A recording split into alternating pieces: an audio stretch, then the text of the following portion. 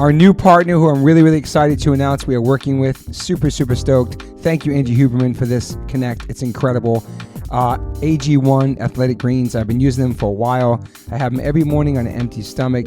Basically take 1 scoop and you put it into a cup or glass or mug of 8 ounces of cold water. And this is all your greens for the day. You're absorbing 75 high quality vitamins, minerals, whole food source superfoods, probiotics, and adaptogens. Every day I take this. It's so good for my digestion, my energy. It's simple, it's easy. I don't like taking a lot of vitamins. This has been really, really helpful for me. I've had a lot of stomach issues my whole life, and ever since I've been gluten-free and taking the AG1s, it's really helped me in my stomach in the mornings. I love it, and I'm so psyched that they're part of the One Life One Chance podcast. I'm sure a lot of people don't like eating greens, let alone drinking your greens, but I can tell you straight up, it's got a mild tropical taste, and the taste is actually really refreshing, and I really look forward to it each morning. Don't think it's just going to be just straight bland. It tastes really, really good, and it's good for you, so remember that. This one blend of ingredients supports your gut health, your nervous system, your immune system, your energy, recovery, focus, and aging.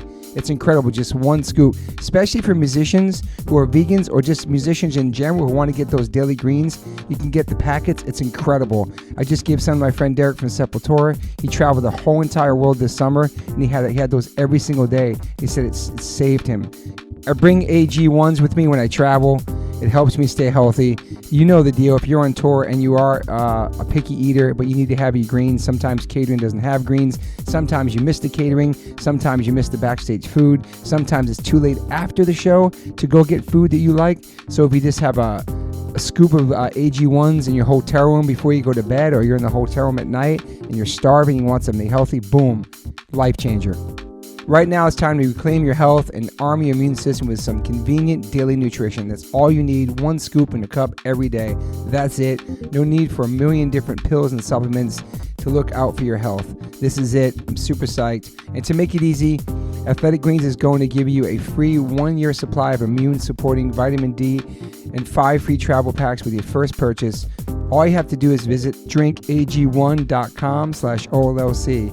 That's drinkag1.com/OLLC. Take ownership over your health and pick up the ultimate daily nutritional insurance.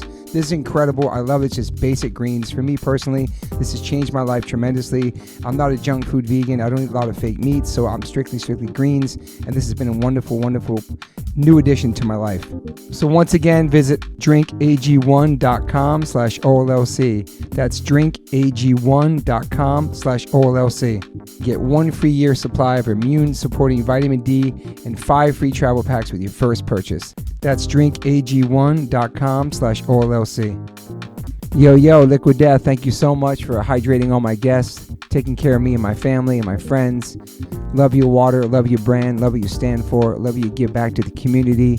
If you want to learn more about Liquid Death and how it started, listen to episode 115 with the co-founder, owner, and creator of Liquid Death, Mike Cesario. Just a punk rock skateboarding kid from Delaware with a dream. It's an incredible story, incredible journey. So if you go liquiddeath.com/Toby, you get free shipping on any items you order from liquiddeath.com. And if you want to get water, Liquid Death water, go to amazon.com. But for merchandise and other things that's not water, go to liquiddeath.com/Toby and get free shipping. Thank you so much, Liquid Death. Death to plastic, murder your thirst, stay hydrated. You know H2O saves lives. Check. Back on the pod with Drea. What up, Drea? Happy New Year. What's up? Happy New Year, mofo. This is the first episode of 2024. Before I start, I want to say something to the listeners, not to you, but to listeners. But it's funny because I bank a lot of these podcasts, so they take a while to come out. There's so many. Right now, I'm good till June 2024 if I don't do one podcast right now. It's really absurd. It's OCD. It's crazy. But when I texted Drea, I think she thought that I wasn't going to come out. And you're like, and you broke my balls. It was so New York ball busting that I told my wife it was amazing. Like, I thought I was too negative for your podcast, Mr. Punk Rock. It made me so happy, but it also wants me to bring up a point to the listeners that, like, everybody that listens to this podcast, they know I have such a wide, diverse group of friends. Not all of us are positive. Not all of us are vegan. Not all of us are straight edge. Not all of us are in the same politics. Like, everybody's different, and these are all my fucking friends. So, like, no, this episode was great, and this is your truth. This is what you believe. This is you as a fucking real person, and that's why I love you. So I want to call you and catch up with you a little bit since we did this, because you just kicked off the OnlyFans when we first started talking, and I saw you doing stuff with Carmen Electra as well. How's it going? I'm so glad we're still friends. Shut up. Be quiet. I'm so glad we're still buddies in 2024. Everything's good. I mean, my house I was about to lose my house when we spoke last. I mean, it was a while ago. And then I faked out a OnlyFans thing thinking that I was going to do a podcast on there. Actually, that was the original intent. And then I put that one picture up, and then it went viral. And then I decided to stay on there in my panties until until I can't wear my panties no more. And so that's doing good. Yeah, it's doing fine. And yeah, I did some collabs with Carmen, which is super fun. I love her, and that's been fun. She's we joke around that's my work wife. She says I'm her work wife. I love it. Yeah, so it's been cool, and it's funding our company that we're about to launch in maybe February. But everybody should be looking out for it. And it's clothing. It's starting out as t-shirts. It'll move into other things, but it's called Ultra Free. Nice. And our slogan is we're here to make freedom cool again. All right, respect. I respect that. And what kind of gear is it? Is it just like shirts? Is it like all kinds of shit? Yeah, it's definitely got like skate vibes. Like, that's cool. And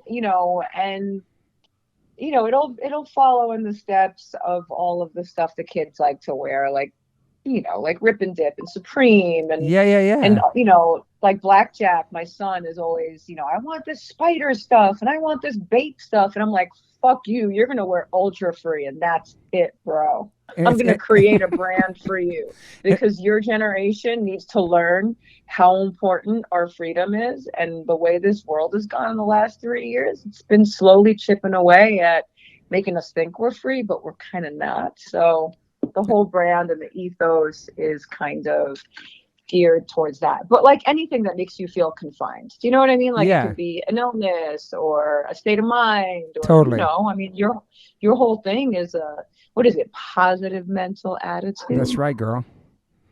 Yeah. That's right. The kids are on board. The kids are going to do some modeling for it. The kids are going to help with designs probably.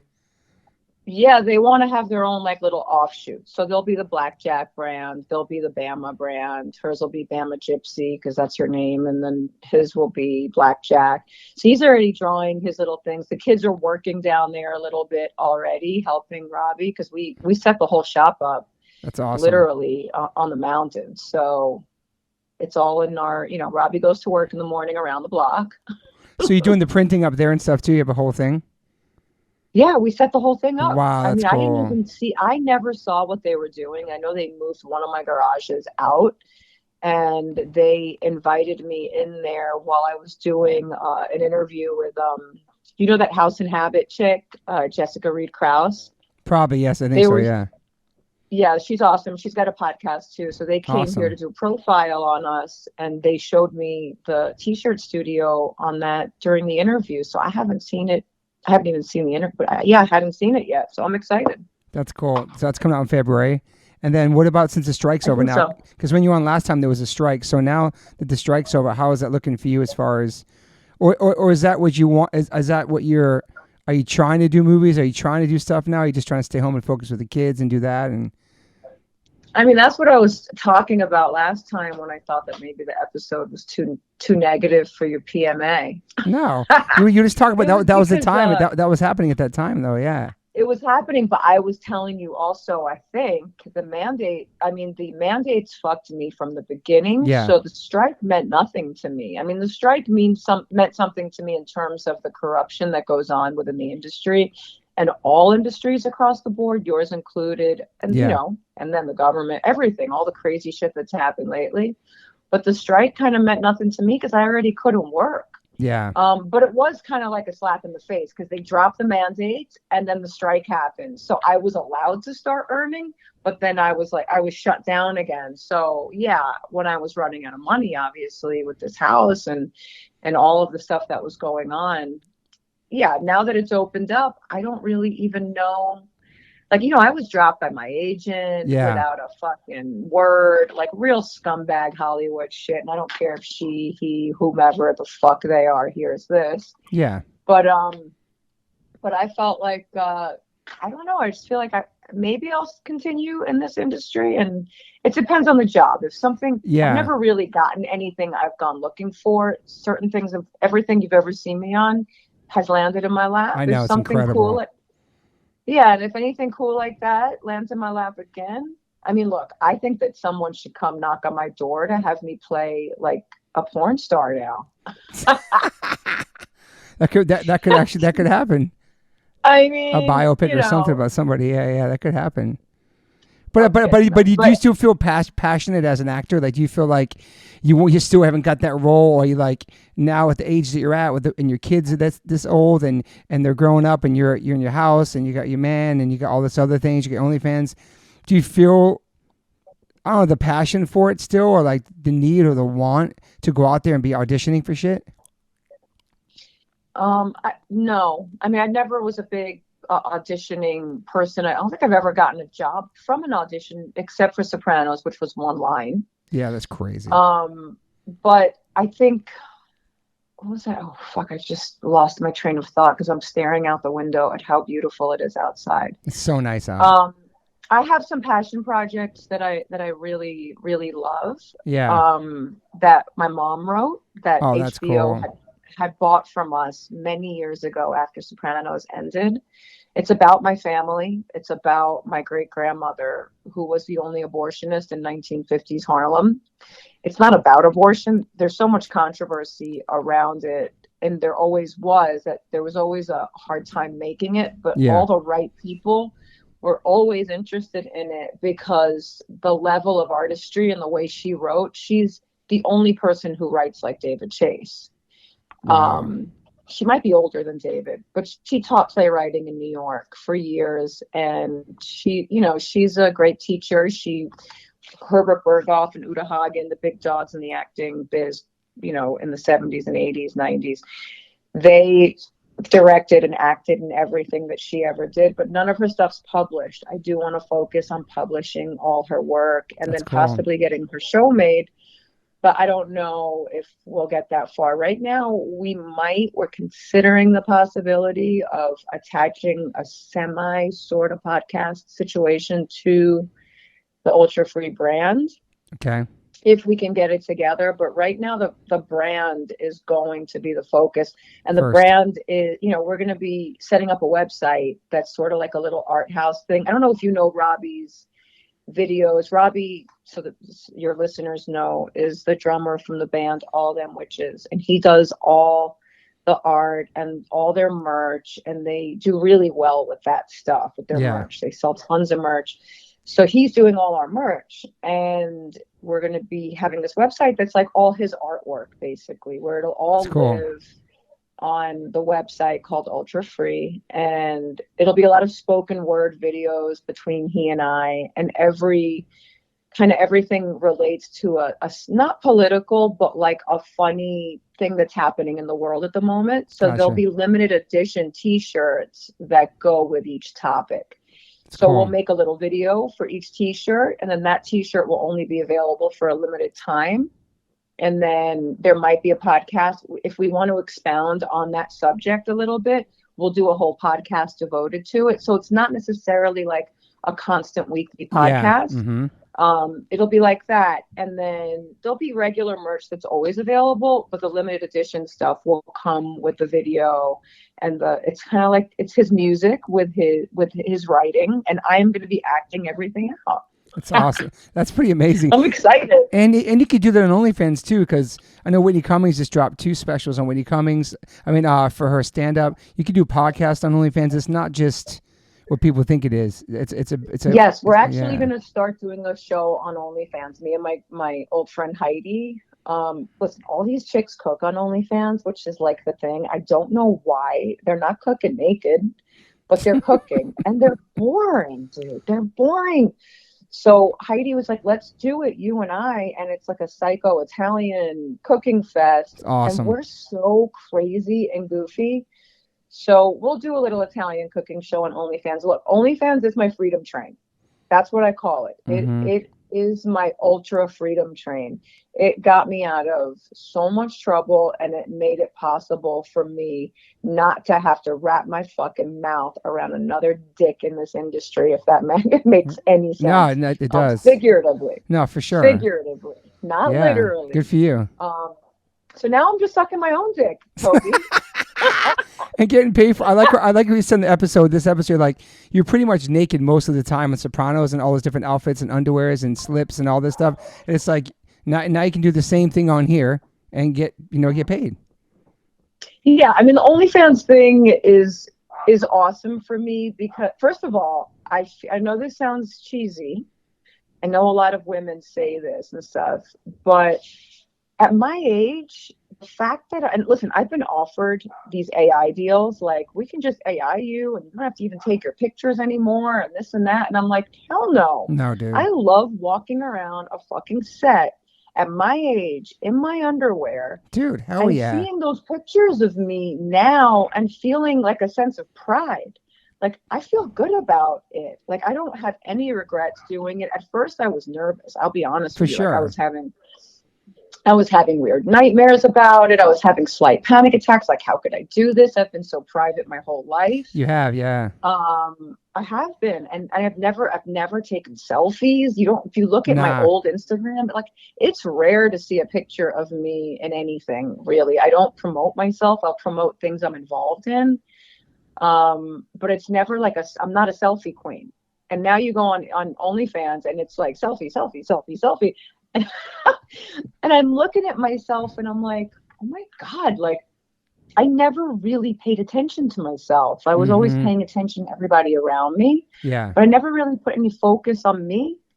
And it feels, look, I'm doing it for other people. I'm not just doing it for me. I'm doing it for my family and for Robbie and our business. And hopefully the t-shirt company will have a message that comes with it that can liberate a few people and the ways they're thinking and feeling. But so yeah, I just feel like it's all good, man. Yeah, I'm sorry. I mean, if you got it, flaunt it. You look great. I know you're 50. You look awesome, and it's like, yeah, be proud. And maybe this is probably like a whole new world for you also, as far as being self-conscious or whatever you felt about, being private. And now fuck it, it's already out there. And there's already pictures and images of you throughout your whole career of you like half naked. And so like, here I am, my 50 years old. I look fucking awesome. And your true fans can actually go support you like directly. There's no middleman. I'm sure obviously they take a percentage, but there's like, you know what I'm saying? Like, it's not like a movie or something. This is like direct to you. And you're direct to consumer. And it's cool. I mean, look, you have to engage with fans and stuff, which I used to do on things like Cameo or whatever. I made a lot of money doing that, but I couldn't even keep up with that shit. Now I can go on a couple hours a day. Clock in. Chat with I chat with the dudes that are putting food on my table. It's actually faced. Is actually see them? You're talking on the video. No. Okay, cool. Sometimes that would be more fun in some areas, but no, it's it's. But for the most part, it's I don't know. It's the naked truth, man. I'm stoked for you. I'm happy for you. And all these people that were like, she's desperate. I was like, you're 100% right. I was totally fucking desperate, and I got to fucking find a solution for it, and I did. And you did it. So now you're in your house, and you're in your beautiful house still. I fucking love your house. And now I'm not desperate. It's so everybody who said that shit about me, go fuck yourself. I hope you're never in my same shoes. Dude, you do what you had to do for being yourself and speaking your truth and standing by what you believe in and not bending or folding for people, and then do this, and this got you out of debt to support and take care of your family. It's fuck yeah, dude. It's fucking awesome, man. I'm stoked. I'm stoked for you. People who don't know me, like, I gave a lot of my money away. Like, I used it to help other people for the most part. I'm not like some vocal charity activist, like, hey, look at me, I'm supporting this cause and all that virtue signaling bullshit. But I've taken care of my people, the people close to me. Yeah. And I just never thought that it wouldn't be there. I never knew the world was going to fucking shut down. I mean, You know, I mean, I know we're still talking about this shit years later, but it deeply affected me. It didn't hit everybody the same way, but for me, it was bone crushing, you know? Yeah. Everybody has their own way to coming out of this for the past couple of years. It affected everybody differently for sure, man. Financially, mentally, just everything. So like, yeah, I'm happy for you. I'm happy for your family. They're supportive of it. You know, I'm stoked for you. You sound like you're in a good place, and you don't really have to like do things to do them from, you know what I'm saying? Like now you don't have to, not like you had to do that before. Cause I think you're, like you said, you're very, not just picky, but you do what you want to do and you get asked to do things. You're not trying to go audition for shit. So now it's just like, do you want to go do this thing? No, I don't have to. Cause I got the OnlyFans locked. I'm doing the merch. Like you're in a good place where you don't have to do the Hollywood shit that you don't want to. Do you know what I'm saying? You know, like, I never did it anyway. I never did it before, which is probably why I didn't have a stockpile of cash in the closet. You know, like I never wore the Chanel bag or put the evening gown on. I hated the fucking red carpet. It was a rare occasion to find me on one of those.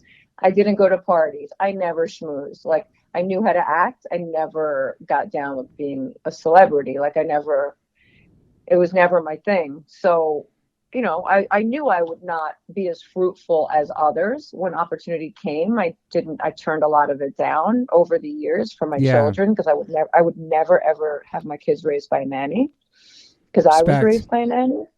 Yeah. So I turned everything down. You know, I had to. I mean, it wasn't like it was a ton of shit, but it was stuff that would have definitely kept me in a different place. But it just wasn't that important to me. Yeah, I respect it. You're as much, you know, I don't know how much you love punk rock, but you're punk rock as fuck.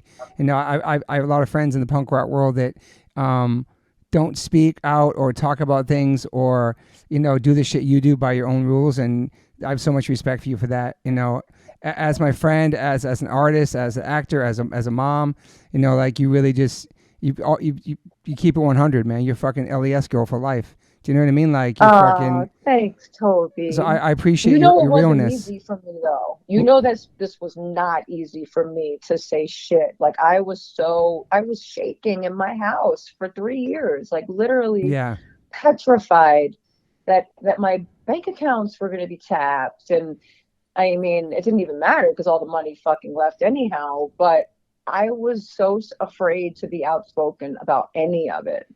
And then when the OnlyFans thing popped, I was like, oh shit, like, well, I got to tell the truth because I don't know how to tell anything else. I don't know how to be a bullshit artist. Yeah. And now I'm so old that I don't give a You ain't so old, chill, man. You're only 50. Even though you, that's like, oh my God, I'm so fucking old that I'll just speak my mind now. Like, what do I have left? What have I got? What you got to lose? Yeah. I mean, you've done a lot of amazing shit in your life, and you're still doing amazing shit, and always by your own rules. So I love and appreciate you, and that's why I want to have this call to catch up and check in with you and see how you're doing. And yeah, man, was that your house for Halloween this year? Oh, we missed out. No, we You didn't come. Oh, we didn't miss it. Yeah, we got something happened. I forgot what fucking happened. Yeah, the cops broke up the party. Jesus. 6 cops came up here, and then we were like, "What are they?" And they hung out. They were eating pizza from my fucking pizza truck. Wow. Oh, you had a pizza truck out there? Holy shit. Dude, we couldn't get the cops up here with 2 break-ins, but we got them up here for the pizza truck and a teenager's birthday party. Oh, there my were God. 200 kids here. Holy shit. 200 people showed up. That's fucking crazy. These kids have like that Snapchat shit, and they can see where each other, and then it was Mom of the Year for that one. Holy shit. Yeah, well, thanks to OnlyFans. Oh, fuck. I told her, you can't have a Halloween party this year or a birthday party. You get nothing. Mommy's so broke, you're having nothing. And then Shooter was like, look, I'll help you pay for her to have a little Halloween party. And I was like, dude, I can't do it. And then, boom. I was like, babe, you're about to have the biggest Sweet 16 of your lifetime. That's incredible, man. Yeah, I saw the picture from 200 kids. That's nuts, man. She doesn't know 200 kids. She has 5 friends. We were like, who are these children? Oh, you know what's crazy? That happened. Well, Max had one party in her whole life at this house where somebody tweeted or did some shit like that. And then there was like the whole backyard was full and people going crazy. It was like a mosh pit, a DJ. I was losing my mind, man. That was when Max was like a senior, I think. Oh my God, dude. Oh my God, you told me a story about this when we were cold plunging at your house. Crazy, dude. The whole backyard was wild. I won't even mention what that story was. Yeah, let's don't. But by the way, Robbie's got me jumping in the pool every day with him. Yes, at 40 degrees. Dude, let's get this fucking plunge, man. Come jump in this plunge for OnlyFans. Let's get you in the plunge for OnlyFans exclusive. We want the sauna, man. I know, the sauna. I got my pool for the plunge. You do? Right in that pool. I'll hit you off this pod with the sauna people's information. Yeah, the sauna. I see friends doing that. They go in the pools into the sauna or a hot tub into the cold. Do you like the cold pool? I'm a champ. I am a fucking champ. I can stay in there for 10 minutes. Oh, wow. Then you can kill the cold plunge then, dude. I don't know, though. Up to my neck. Like, I'm up to my tits. You know? That's fine. The cold plunge is 39 degrees. Yeah, this is almost 39 right now in the winter. You got to pull up to my house when this holiday's over. You and him come. Sauna will do the plunge. You got to do it here, man. You got to try it. It'd be so sick. You can document it for your OnlyFans. Toby, that's the thing. What do you mean too shy if you're on OnlyFans? I ain't going to judge you, my friend. But I'm alone. I'm alone when I'm doing my pictures and when I'm with the photographers and all the other porn ladies. Like, I'm still, like, they know I'm Granny. It's all these young girls, and they're just, and I still look. You can wear a towel. You can wear a towel in my sauna, and then if you go in the cold plunge, I'll go hide in the garage, and you can try. I'm too shy. You are so fucking funny. That's crazy. So and the world listening, the world that sees you probably thinks that you have the most. I know you're confident, but that you're not shy. Isn't it crazy how it's just how things are perceived? You know what I'm saying? The reality and people's perception of people. Yeah, like I won't even, like, when I'm on the beach, I will be like having 4 towels wrapped around me till I lay down. Yeah, I don't like running around on the beach like a free bird. I respect that. So you're free, but you're not a free bird. Yeah. That's amazing. All right, we're going to fucking hang soon. I appreciate you. I love you. I'm stoked for you. People can go to OnlyFans and check out your shit there, and the merch will be coming out in February.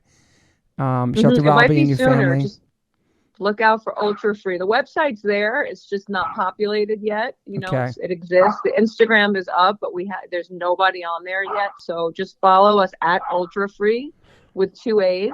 Okay. And the dogs are coming in at the very end of the convo. It's perfect.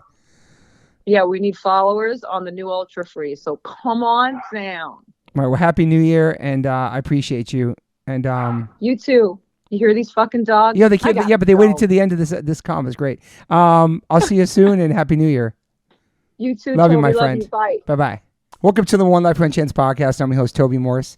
Today I have my friend, my dear friend, who's here for her second time. The first time was with her good friend Chris Kushner. That was episode 180. Miss Drea de Matteo, thank you for being here today. A lot has happened since you're on this podcast. I mean, we've become closer, hung out more, been to concerts, all kinds of shit, like chilling hard. You know what I mean? Thank you for being here. Thanks for having me, Toby, and thanks for choking me with this microphone. This is your exclusive. How's life? How is everything going with you?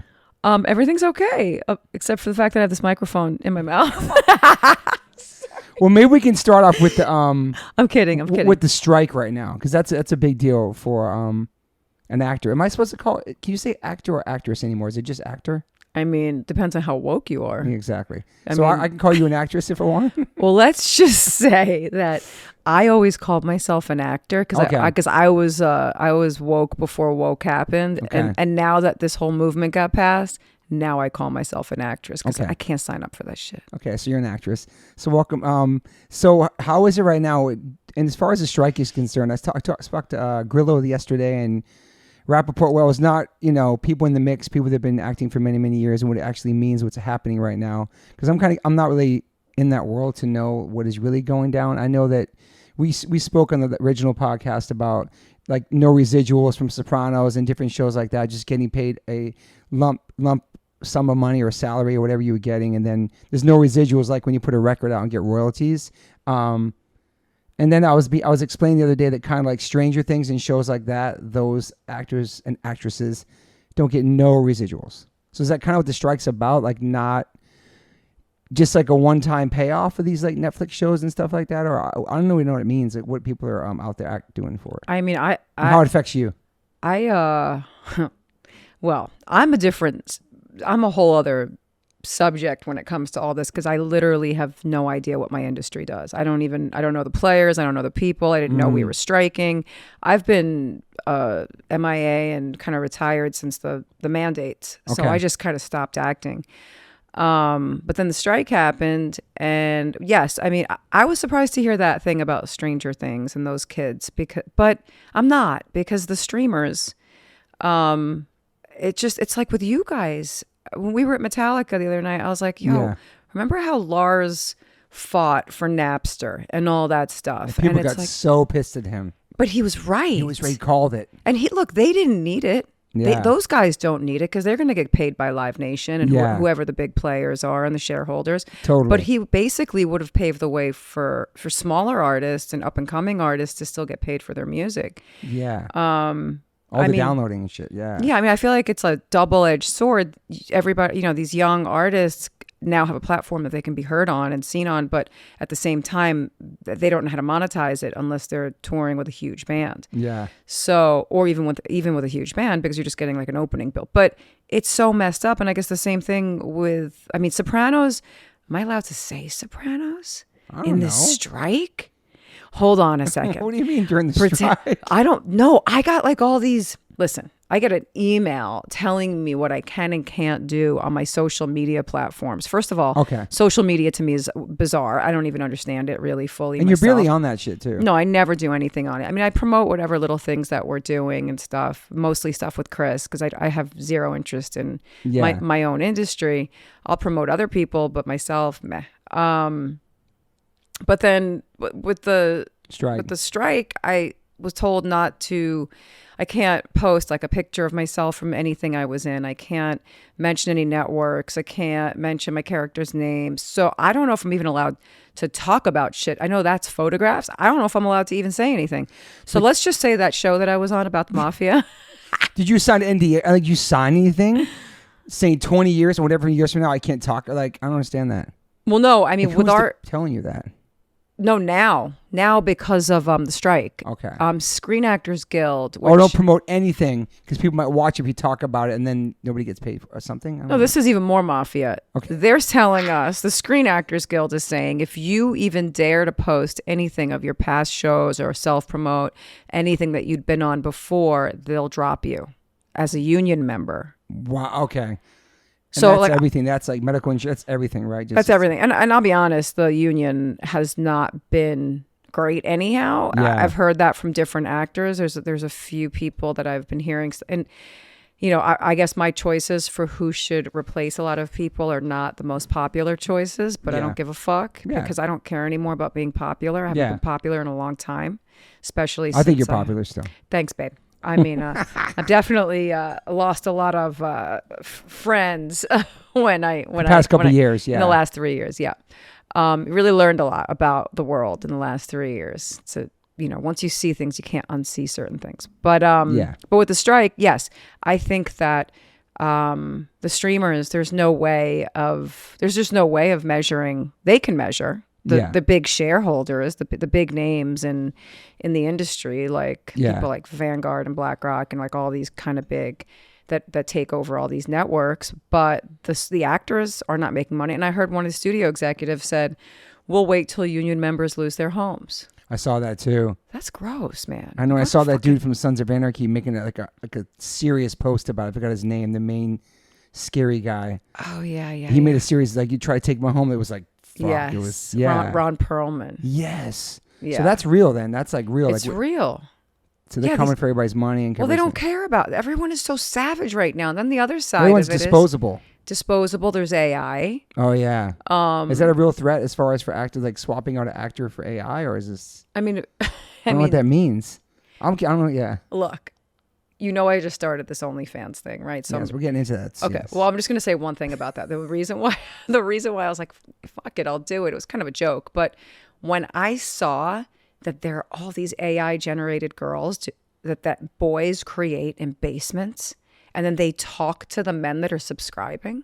Wow. And these are AI generated women. They're not even real. People talking to computer generated kind of fake. Yeah. So I'm like, wait a second, because I was like, what if I'm filtered and I don't feel like I'm really, because I don't like to lie. I don't like to be a big fucking phony, which is why I'm not part of this industry. Because being a part of this industry is like just basically sucking dick. You're not a kiss ass. Yeah. No, I'm not. So I was like, I feel like an imposter if I use a filter. I'm like a heavy filter, but like I'm 51. Like I had 2 kids. I mean, my body looks good, but does it look like a 20-year-old? Fuck no. Yeah. But in certain light, like I look good and I can put a little filter on that shit and be okay.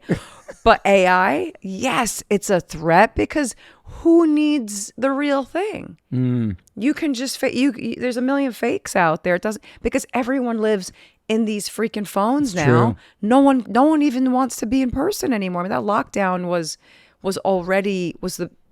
it wasn't the start of it, but it definitely solidified that no one needs to be in the same room anymore. Yeah, that was kind of scary. Especially people like us, like that our worlds revolve around community. Yeah, and talking, having conversations.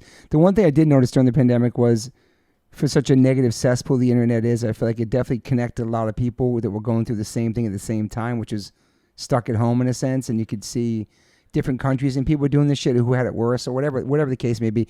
But what is real and what is fake on the internet is the real question, because it's just not reality. No. Like when everything is wonderful when I'm not on that phone. Like I'm out living and running and hanging and talking to friends. When you get on that phone, it's just like a cesspool, and it's just so addicting too. I know. So are you on there a lot? Because you're really not on social media, but you like check it. No, I mean I'll look at news and shit and certain news. Yeah. Like I have become, because I know that all these journalists have been compromised. I'm obsessed with the news now, so I look for the underground news. Okay. And then I have to make sure that it's all that how much of it is bullshit, how much of it is real. Yeah. It's pretty amazing what's happening to the world right Have you always been like this, like questioned everything? Have you always, because that's pretty like a punk rock mentality, have you always been like, not just against the system, but always questioning everything, you think? This is what I don't understand about society right now. All of the young generation who would align themselves, like liberals. I'm a liberal. I consider myself a liberal, always have. I mean, I don't vote. I never used to vote for anybody because I was against the system. I never believed in any party. I never believed in anything. But I also didn't believe that I could make a difference. And I don't know that I could make a difference now, but the world has gotten so messed up with computers and phones and all that shit that it's like, if we don't at least try a little bit, I don't know that I can sit with myself. Like I feel like I have to be able to at least leave something for my children. Yeah. So not anything in particular, just the truth. Yeah. Just to follow the truth. Don't ever just subscribe to someone else's beliefs. Don't follow the masses. I've done it. Mm-hmm. But now it's like really, really try to find the truth in every situation. And that's really hard to do too, especially with the internet, because there's so many different sides of everything. So many. Like whatever you believe in, you can find that right now. And whatever, like 2 different people can find the exact thing they're looking for in 2 seconds. Both sides of it, arguments on both sides. It's crazy, man. It's just like, where's it all coming from if they track everything back to where it came from? Yeah. And I think also with my kids, like what resonates? Like when you hear it, does that resonate for you? Like what is your center of truth? I don't like what I hear certain things and I'm just like, I'll start to cry. And I'm like, holy shit, like fucking God, I feel like God is on my shoulders. You know what I mean? Yeah. Am I allowed to take these headphones off? Toby? Sure. I'm sweating my balls off now. I have a fucking headache. As long as you can hear yourself, though. Oh, I could hear myself so much better now. Okay, take them off. Holy shit. I felt like we can't mess up the hair. I felt like I was in the lockdown again with those headphones on. Just know Dre's excuse not to plunge in sauna today because she has her hair done and she was going to fuck her hair up. And I don't, not anymore. Now it's because I have self-tanner on. Your hair is so fucking full and nice. It's crazy. Thanks, yo, it's fake. No, it ain't. Stop. Yes, it is, Toby. What do you mean? This shit's fake. But how much of your hair is real? I mean... Yeah, but you keep it real. You can't have fake hair. I got fake hair. Everything every single thing on me is real except my hair. But how much of the length of it is? Let me pull my wig off. Stop. I'm gonna freak How much of that is fake, though? This needs to be on video. I'm gonna pull this shit off. But how much of it is fake? From here down. Okay. Yeah. Just extensions. You always rocked extensions? They're left over I hadn't had them for a long time. They're left over from when I did that J-Lo TV show. Holy shit. They made us both get them. Wow. And I was like, how many freaking extensions they want me to have in my hair? And now I'm like, you get addicted to that shit. Damn. So J-Lo has extensions too, probably. When she does yeah, because her hair's up to here too. Can you pull the mic closer now? You have no headphones on because I love you. Okay. Because your voice, yeah. Mic. Oh, I love you. How was it working with J-Lo? I mean, talking about hair, I'm going to tell you a good story. Maybe I told you. Is she awesome though? She's amazing. Good. Yeah, I know chicks want to hate. People want to hate. People want to hate on everything, man. I can't hate on her. I love her. She's so hot. I want to stare at her all day. She's beautiful. I couldn't even do my scenes with her because I was so like, blah, blah, blah, blah, blah. She's like 51 or 2 too as well, right? I think she's older than me. She looks amazing. I don't know what she's doing, but it's like... She's doing what you're doing. She's jumping in and out of the sauna and the cold plunge and the training. Probably. Yeah, she looks... No, she's hot. And she's super nice and... She's got like man energy. She's like me. I felt like we were like kindred spirits, even though we're complete opposites. She's like, "What's your thing?" I was like, "Well, I'm nice. I'm compassionate." And she's like, "No, I mean like your style. Like, what are you?" I'm like, "Oh, I don't know." But anyway, the best story with her is my first day of shooting. That sounds great. Go. It sounds better? Sounds great. Go. Oh, fantastic. I'm going to fucking sing a song. Go ahead. I'm gonna sing some J-Lo shit. That'd be sick. But I was our first scene was in a car, and my kids had just gotten massive lice, and I had all these extensions, right? And I have lice, and it's our first day of shooting. I barely know her. I don't want to say anything. I don't want to cancel a day of shooting, and I have lice, and I'm sitting next to her in like 100-degree car. No way, dude. I swear to God, I had to go have all my extensions taken out and the lice. I never told her, and I just hope she never got it. Well, she's a big subscriber of the pod, so now she heard it. I'm just kidding. So you had lice in the car with her? Yes, I was dying. That's fucking dying. All I'm thinking is this fucking thing crawling out of my hair and going into So was it head. too late when you found out to cancel anything for that? You can't I can't. I found out that morning that I had it, and I don't want to tell anybody. I was like, I can't believe I'm doing this. Like, what do I do? I have lice on the first day. That's fucking so random too. With having kids is not. Do you feel like you're more of like a sensitive soul when you have kids? Because you're a tough lady. I'm the biggest pussy that ever lived, dude. I'm always crying. Okay, so I think the world thinks you're like are just tough, probably because the roles you play or just everything about you have, strong, like J-Lo was talking about. But if you think about it, all the characters I've ever played have been victims, and they're always crying. True. They're not tough. I've never really played a tough girl. I did in some weird Lifetime thing I did recently when out of the mandates when everybody had to take whatever they could get. I like the Machine Gun Kelly thing you did too, that movie. Oh yeah, she was tough. That was cool. Yeah, I forget. I don't even know what I'm in. Was he cool to work with? I barely worked.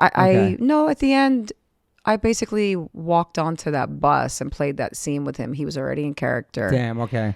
Yeah. That was funny because the other night we ran into my friend Gino Vento. Shout out to Gino from Mayans, and you guys got to meet the other night, and you were on one of the episodes, but you never watched it, of one of the last Mayans episodes, and that was you were awesome on it. It was so cool to see you on there. Yeah, that was a show I definitely was not tough in. Oh yeah. I mean, Sons. Am I allowed to say? Yeah. You know the show about the motorcycle boys? You can say SOA. Yeah, I don't know if I'm allowed to say anything. But I'll mention the Mayans. You were great, and it was cool how you came back into the show. It was cool to see you, and I was surprised. Yeah, I didn't see it. I don't know. Is it weird to watch your stuff after you do it? I don't watch any of it. It's like I don't listen to my shit once I record either. Like I don't listen to any of my music. I fucking never listen to any podcasts after I do it. I hate listening to my voice, so I get it. Yeah, I never ever do. Yeah. That's why I was nervous when I did the podcast. I was like, Jesus, what if I'm saying the wrong shit day after day after day? Yeah. And sometimes I wouldn't sleep before the podcast. Just get anxiety about it. I get anxiety before. I would have it after. And I don't have that about, when I'm acting on things. I mean, I do, but not so much. Do you get anxiety and you get stressed out a lot? Yes. Is it from the world? You want to protect your kids, be a good mom, and I've always been stressed. Like I can't believe that I ever became an actor because I was so shy. I can't see you being shy. Oh, it was insane. Like problematically shy. Like I had to go to a therapist every morning before school because I would cry every morning at school. Like out of control. My parents weren't around when I was little. I was mostly raised by the nanny. And I think I was like just sort of, and they pulled me out of school in second grade because some weird shit happened in first grade. In Queens, they put me into all-girls school in Manhattan, so in the middle of the year, and I was just rough. Yeah, I was just way too shy for all of it, like to meet new kids and the whole thing. And no siblings, right? 2 older brothers. Okay, so where were they at? Did you grow up with them? Were they hanging with you? One of them was 11 years older, so he was already. When we moved out of Queens, he stayed in Queens with my grandma. Okay. Because he was finishing school. So I never really lived with him when I was little. Wow. And then the other one was 7 years older. He was already, smoking weed and running around the neighborhood. So you were kind of on your own in a sense. I was by myself. Damn. Like an only child. But until I was older. Yeah. And I had some party friends. So you were super shy until you started finding your party friends, and then everything just blossomed. Then you became a wild kid. I was a wild kid. I wasn't wild. You wild? I wasn't even wild. Like, I don't even understand sometimes. Wild compared to kids now is way different for sure. I mean, these kids are savages, man. They got this social media. They have all these different things they're looking at and trying to copy and be like, and all this influence and stuff that we were outside. We weren't doing that. That's what's scary about phones. And all our kids know is social media. Like, we had a life before that. We got to live outside and do our thing. But this is the life they know, which is fucking crazy. Yeah, it's true. It's scary. My kids are different than other kids. I don't know how it happened. I think because I never left my kids. Yeah. Because I was raised by a nanny. And especially, a lot of people think, oh, she's an actress. But even the housekeeper who lives with us was always like, why are you always with your kids? I'm here. And I'm like, because you're here to take care of the old lady, the woman who raised me, Monkey. Yeah. I was like, I'll never leave my children. I don't give a shit. Their dad's a traveling musician. Yeah. We don't live together. It's just me and my kids. Yeah. So I think they liked being a kid. They still want to be a kid. Yeah. So like hanging out with you. You're still cool to hang out with. I'm with them all the time. Like you're with Max all the time. I love it. Like I want to be cool forever to them. You know what I mean? Even when we're not living together. Me too. It's crazy like how we make these children, we raise them, we don't own our kids, and they can just go and they're 18. They can just. It sucks, man. I know. Bama's gonna leave. I know Bama's gonna leave. I feel like girls growing into women, like they're so way more independent and just want to get out and go to college and see the world than boys. I don't know why. I'm noticing that with Max and his friends. Like the girls are like focused, they're getting good grades, they're ready to like take on the world, and boys are still trying to figure it out and like. True, maybe. I don't know. How old is she now? She's 15. Wow. Okay. She already is like going on some school trip to either Israel or Germany. She doesn't know anyone. So cool though. So I'm like, oh shit, then I gotta fucking go. And she doesn't want me to go, but I'm gonna be there. She just won't know I'm there. Mom's gonna be there randomly. I'll be there in the back. I'd be like in another hotel, in some 5-star fucking hotels somewhere. Chilling.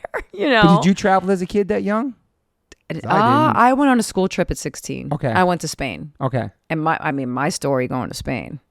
I was smuggling hash. What? Smuggling it back, obviously. None of my friends were on the Spain trip. It was all the geeky kids were on the Spain trip. And I was like, that's where I want to go. All my Italian friends, all my my regular friends were going to Italy. Okay. And I was like, I'm going to Italy when I graduate. So fuck that. I'm going to go to Spain. And I had hash in my bag and didn't even realize it. And the dogs bum rushed me in the hotel. I mean, in the airport. No way. So I got that shit out of my bag so fast into a trash can. I watched those fucking German Shepherds jump into that trash can. This is coming back to America? No. Oh, going there. This was going there. And then there was some kind of threat coming home. And my mother sent for me, because we were all in coach seats, like all normal with the class. She was like, I want you home today. She got me on like a first class Iberia flight. I was like, I don't want to be by myself. So she was like, I'm getting one of your friends in your class to fly with you. And she got in touch with one of the moms. She's like, Peter should fly home with her. Holy shit. Wow. I don't know what happened. Something happened in Spain or in America, or something was going on in the world. That's scary. And they had me sent home. So is your mom pretty protective? She was super protective. Even though she wasn't around when I was a kid, super protective. But she's a playwright. She was trying to do her thing. She's an Italian mom. She came from a mafia background. She didn't want to cook and clean and get her eyes beaten down with fucking punches and shit like the Italian, like her mother, my grandma. So she just wanted to do the opposite. She didn't learn how to cook, clean, anything. So by the time she had kids, and especially me, because I was the last kid, she was like, I'm done. That's it. The nanny can have you. And do you cook? I do everything. I didn't want to be her. I had to fix that. Like everybody passes their shit down from generation to generation. My grandmother was beat down, but her mother before that was the only abortionist in New York City in the 1950s. Wow. So she was a big fucking deal. The only one doing it. Wow. Yeah, in Manhattan. Crazy. So she ran a huge business, and her husband was the stay-at-home, like halcyon wife, like the wife that was taking care of everything. It was like the opposite. Yeah. He was a drug addict, and she just controlled everything, and he did everything she needed. So it's like everything skips a generation. Yeah. So now it comes back to me. I got my kids. I'm like, well, who am I going to be in all this? I mean, I never got married. Yeah. But, Is that for any reason? But do you believe in marriage, or just didn't happen? I was against it for years. I think I was never a feminist because I always hate all that crazy radicalized shit. Mm-hmm. But I do believe in all sorts of human rights, of course. Yeah. But anything that goes too far with all the preachy nonsense, like, and I know where I come from, which is I am coming from a place where women are empowered, and I'm also coming from a place where women have been beat down. Yeah. So it's just a matter of finding that balance. Totally. But as far as marriage goes, I think in the last 3 years, my view on it has changed. Ooh. Like I have tons of engagement rings, dude. You do? I do. And now I'm like, let's go sell all these motherfuckers. I was going to give them all to Bama. Like I have so many these diamonds and shit, but I don't know. So you would get married at this point? Who knows? I would get married, but Robbie is against marriage. He doesn't like marriage. Okay. Okay. So there's that. And he's young. Yeah. But no more kids. If I could have more kids, I would have 10 more kids, dude. Are you fucking kidding me? Wow. I don't even know how many dogs I'm going to get when Blackjack is too big. Mm. He just told me that, he's 12 and there are all these kids that have crushes on each other. And he's like, 12-year-olds are all, Bam has crushes on no one, but the 12-year-olds are all starting. He's my baby. Yeah. So I'm going to have to get another dog. Yeah, that's what I was thinking. I'm thinking about boys too. Yeah, they have those early crushes. My son did too. I think girls are just focused on schoolwork and whatever. It's just different, man. She doesn't give a shit. No, but a lot of these girls crushing hard. Bama doesn't care because she's just so into her art, man. She's such a, she's freaky. She's a cool. She's a cool style. Yeah, her makeup the other night and her way she's dressed was like so cool, man. She's the coolest. Does her own thing. She's the coolest. But she's gonna break some boys' hearts or girls. I have no idea. Yeah. So what is their take on the OnlyFans? The kids? Yeah. This was a joke at first. Yeah. And they were part of the joke. So, now I'm like, Blackjack, this shit's real. Are you okay with this? He's like, just don't get naked. Respect. I'm like, okay. But I'm like, but you know that I've been naked for photo shoots with huge photographers when I was young, which is why I would even and on TV and the movies, everything, I've never done nudity, but full nudity. Yeah. But for photo shoots, I have. Okay. Jesus Christ, I did a photo shoot. And those exist somewhere in the world? There's a photo shoot that David LaChapelle did. Oh wow. For I can't say whose musician's album cover many years ago because that was a big. I didn't know this person was married. Okay. And I was dating him. And I did not know this motherfucker was married. Oh my God. Until the wife called my house and spoke to the old lady, my monkey, the nanny. Oh. This is fucking the most crazy shit. But David has like crazy naked pictures of me. That never been published or anywhere or anything like that? Never been published. But then David and I did a photo shoot for a magazine cover. And I'm naked in all those pictures. And that's what the picture that's on the OnlyFans thing. Okay. And people are like, holy shit, she's totally naked holding a cigarette. And I'm like, that picture is 100 years old. I've seen the page. Yeah. I am a grandmother. That is not me right now. Look how I weigh like 90 pounds. And now I'm overeating just to stay fucking fat now that the OnlyFans thing was such a success. I was like, shit, had I known I could have done this in the pandemic? Dude. It really blew up in the pandemic for a lot of people. I didn't even think of it. It didn't even dawn on me. I had to, but at that point, I still had, I must have still had integrity. And now I have zero because, I mean, I told you what happened last week. When we did this thing, it was sort of just a joke. Like I didn't even think to look at it until all of a sudden it's in the news. And I'm like, what in the fuck? I didn't even put it on my grid. I put it in my stories as a joke. Like it wasn't even, I mean, I don't even look like myself in the picture. Nobody was so watching goofy. or following, man. And they took that and ran it New York Times, New York Post, all these things. It's crazy, man. I know. Well, it was because of, I think they thought, I don't even know if I'm allowed to say my character's name from that Mafia show. But whatever, that character's name, yeah. Andrew La Quinta, let's call him Andrew La Quinta. Okay. If it was his page, everybody would be signing up for that because that character is like an icon for people. People love that character. But I'm clearly not that person anymore. But still, I didn't age too bad. I haven't done any work. You look great. I don't have fake tits. I don't have fake anything, except for the hair, except for the freaking hair, which I can't even tell. Yeah. So what's gonna happen now? So now it's like now the page is launched. Now people are going to it. Now we're gonna figure out. I connect you with some people. We're gonna talk obviously off the pod and get some advice. And people, I have a couple friends that are on that are making crazy money. Have a manager running it. It's totally professional. So they pay your taxes on it. And I know a lot of people are doing it, man. They're just I don't understand it. I look at it. I look at the page. I look at the things that like different things you can do on it. Different tiers, different things. I don't understand it at all. But then what's her name? Bella Thorne's mom got in touch with me yesterday. So for the listeners, she's the one who put the page up. It went totally crazy, but there was nothing on there. I think it was like $1 million or something the first day. Something really bananas happened. She broke the internet. Yeah. I think she crashed the site. But people thought it was going to be naked stuff, and it wasn't. It was a backlash, and money got sent back. Something crazy happened. I don't know what really happened. She made a ton of money. I believe she made a ton of money. And I've seen her Instagram page, and she's a free spirit, man. Yeah. This kid's not like... she reminds me of me when I was 21 if I had confidence. Okay. I did not have confidence at 21. At 21, I was in rehab. You were a shy person in rehab, yeah. I was a completely different creature. But what's funny, and I told her mom this yesterday, I was like, she's the only person, because when I met her on what was that show that we did? Paradise City. Okay. She said she did it because of me and Boone and there were so many Sons of Anarchy people in the show. And then half of Disney was on the show. My friend Ash hired. Do you know Ash Avildsen? Maybe. Oh, you should totally have him on. Okay. He's a fucking rock star, man. He owns Sumerian Records, but they I know that. Yeah. They do okay. They merged, I think, with Virgin. He did the Paradise City, everything. Yeah. But then he does.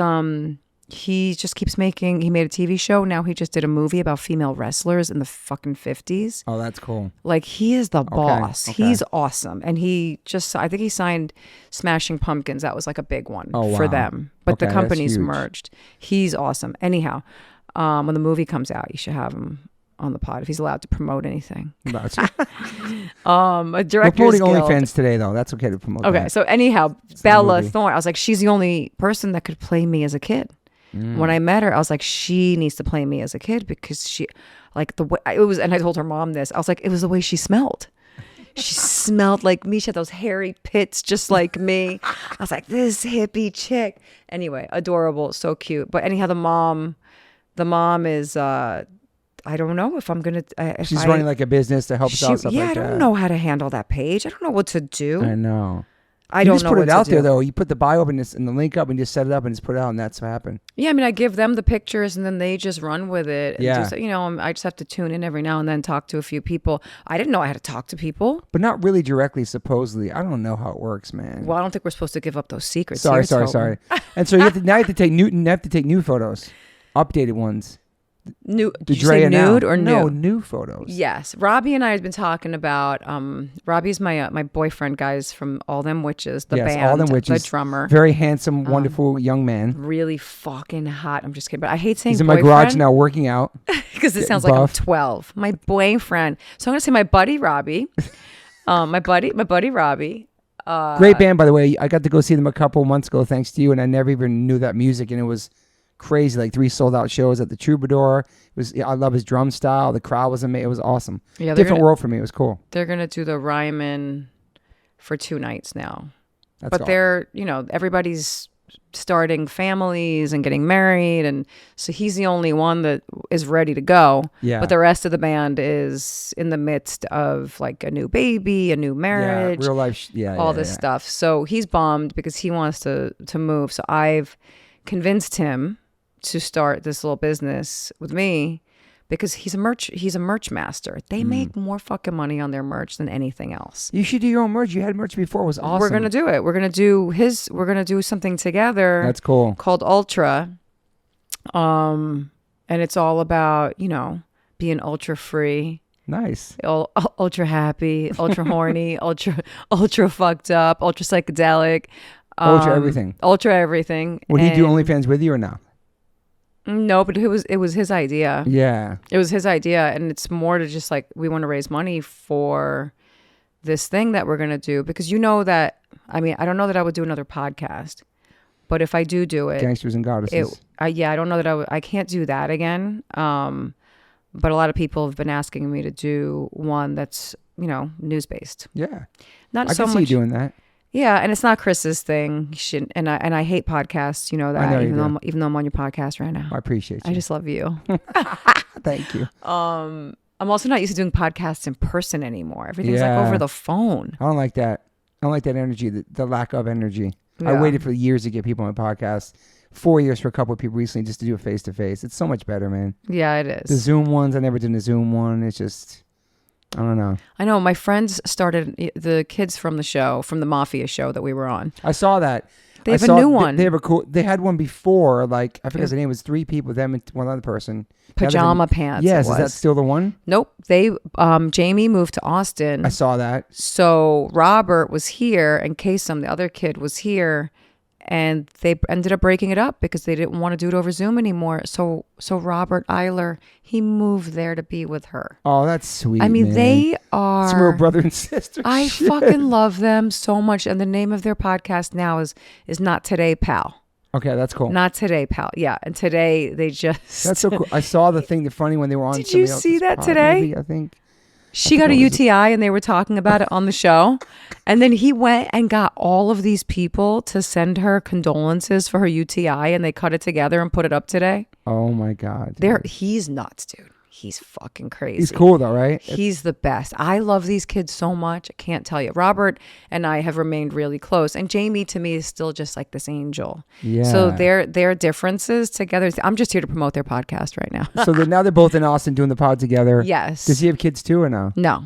She has kids. He's still young too. I mean, these kids are still young. Yeah. Yeah. He had a rough, he had that whole like child actor, yeah, crazy, he's like a comeback strong kid. Has he done acting since then? Or he's just strictly a pod right now? I don't know that he even really likes it, but I don't know. I could be wrong about that. No, I haven't seen him he was playing poker, professional poker. Wow. For a while. Making money. Yeah.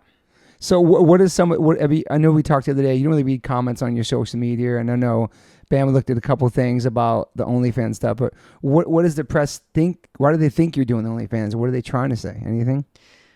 Well, I think the Post thing ran first.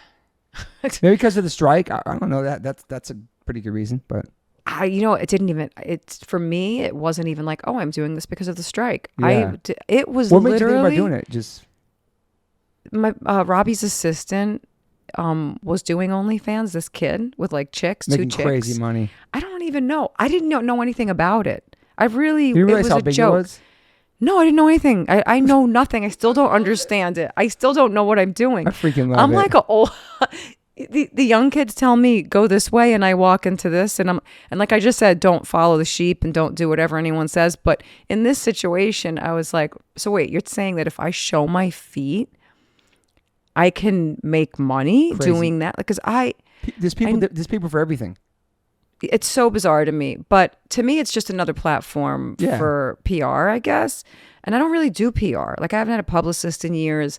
I don't care about this industry, man. It's not my fucking thing. Yeah. I care about my family. I care about my kids. I love that. But in the pandemic, when all that shit went down, and I didn't comply. I mean, I don't know if you don't want me to talk about this shit, but it doesn't really matter. It's not like people know. I know a lot of people get fucking cringy about it. I could give a fuck at this point. So I lost everything. I mean, my agent dropped me. I never understood what was going on. And then when I saw that it became mandatory and that if you didn't comply to certain things that you were going to be fucking pushed aside, then I started following the money. And as soon as I started doing that, I realized everybody's a fucking whore. And everybody will go, everyone will go the distance, even if they're going to fucking destroy people's lives to get that fucking money. Yeah, I hate money. I've never. I know. It's so crazy. I mean, I know you weren't even fucking doing ads on your podcast for a minute, which is so totally crazy. I know, I'm a weirdo. Because as long as you can just pay your bills, and I've only just wanted to pay my bills. I was never savage, never wanted the big career, never wanted to be a film star, never wanted any of the things. All the fame shit and everything. No, and a lot of people wrote mean shit, I guess, on that post, because my daughter went and read it. So she read the comments. I don't read comments on anything. I love that you don't. My ex read, all my exes would read comments on everything I would post, on everything anyone would say about Drive them. you insane, man. And they went nuts. I swear to God, it was the death of parts of the relationship from time to time. And I don't care about it. Because it's just strangers, first and foremost. So nothing about who you really are. It's the perception. It's what they think you are from the roles you played or what your social media is. But nobody really knows you but your fucking family, and that's all that matters. I learned that too in the pandemic for the past couple of years. Like a couple negative comments here and there. Like I laugh at it now. I'm like, these motherfuckers don't know anything about us. No. But with my kid, it was the first time that some comments. That was the Metallica night. That was during the day. You had a rough day that day. I remember. I had a bad day today, and I'm like, why am I so fucking upset? Yeah. I was like, did I just make a mistake? Like that thing was a joke. Like I wasn't even. I could care less about it. Yeah. But then when I saw that there was that's real money. That if I'm not gonna give that to my kids. So the support was pretty good the first day. I was like, holy shit! I'm not gonna turn this down now because some haters at home have some degrading shit to say about me. Everyone thinks I'm sucking dick, which is fine, but it's like, you know what? I could either be sucking that guy's dick or my fans' dicks at this point and I would way rather be sucking my own dick. You know what I mean?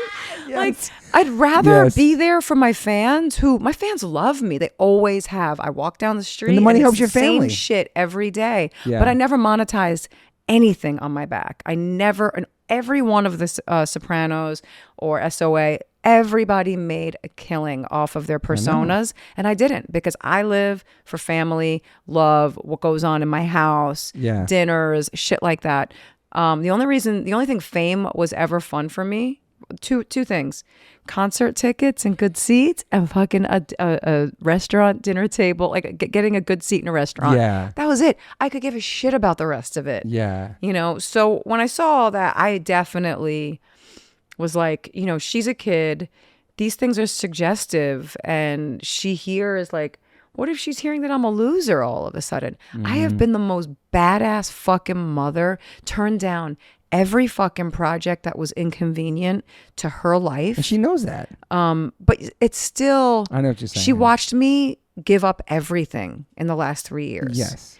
To the point where my house was... But loves you for it, though. Yeah, but it's still...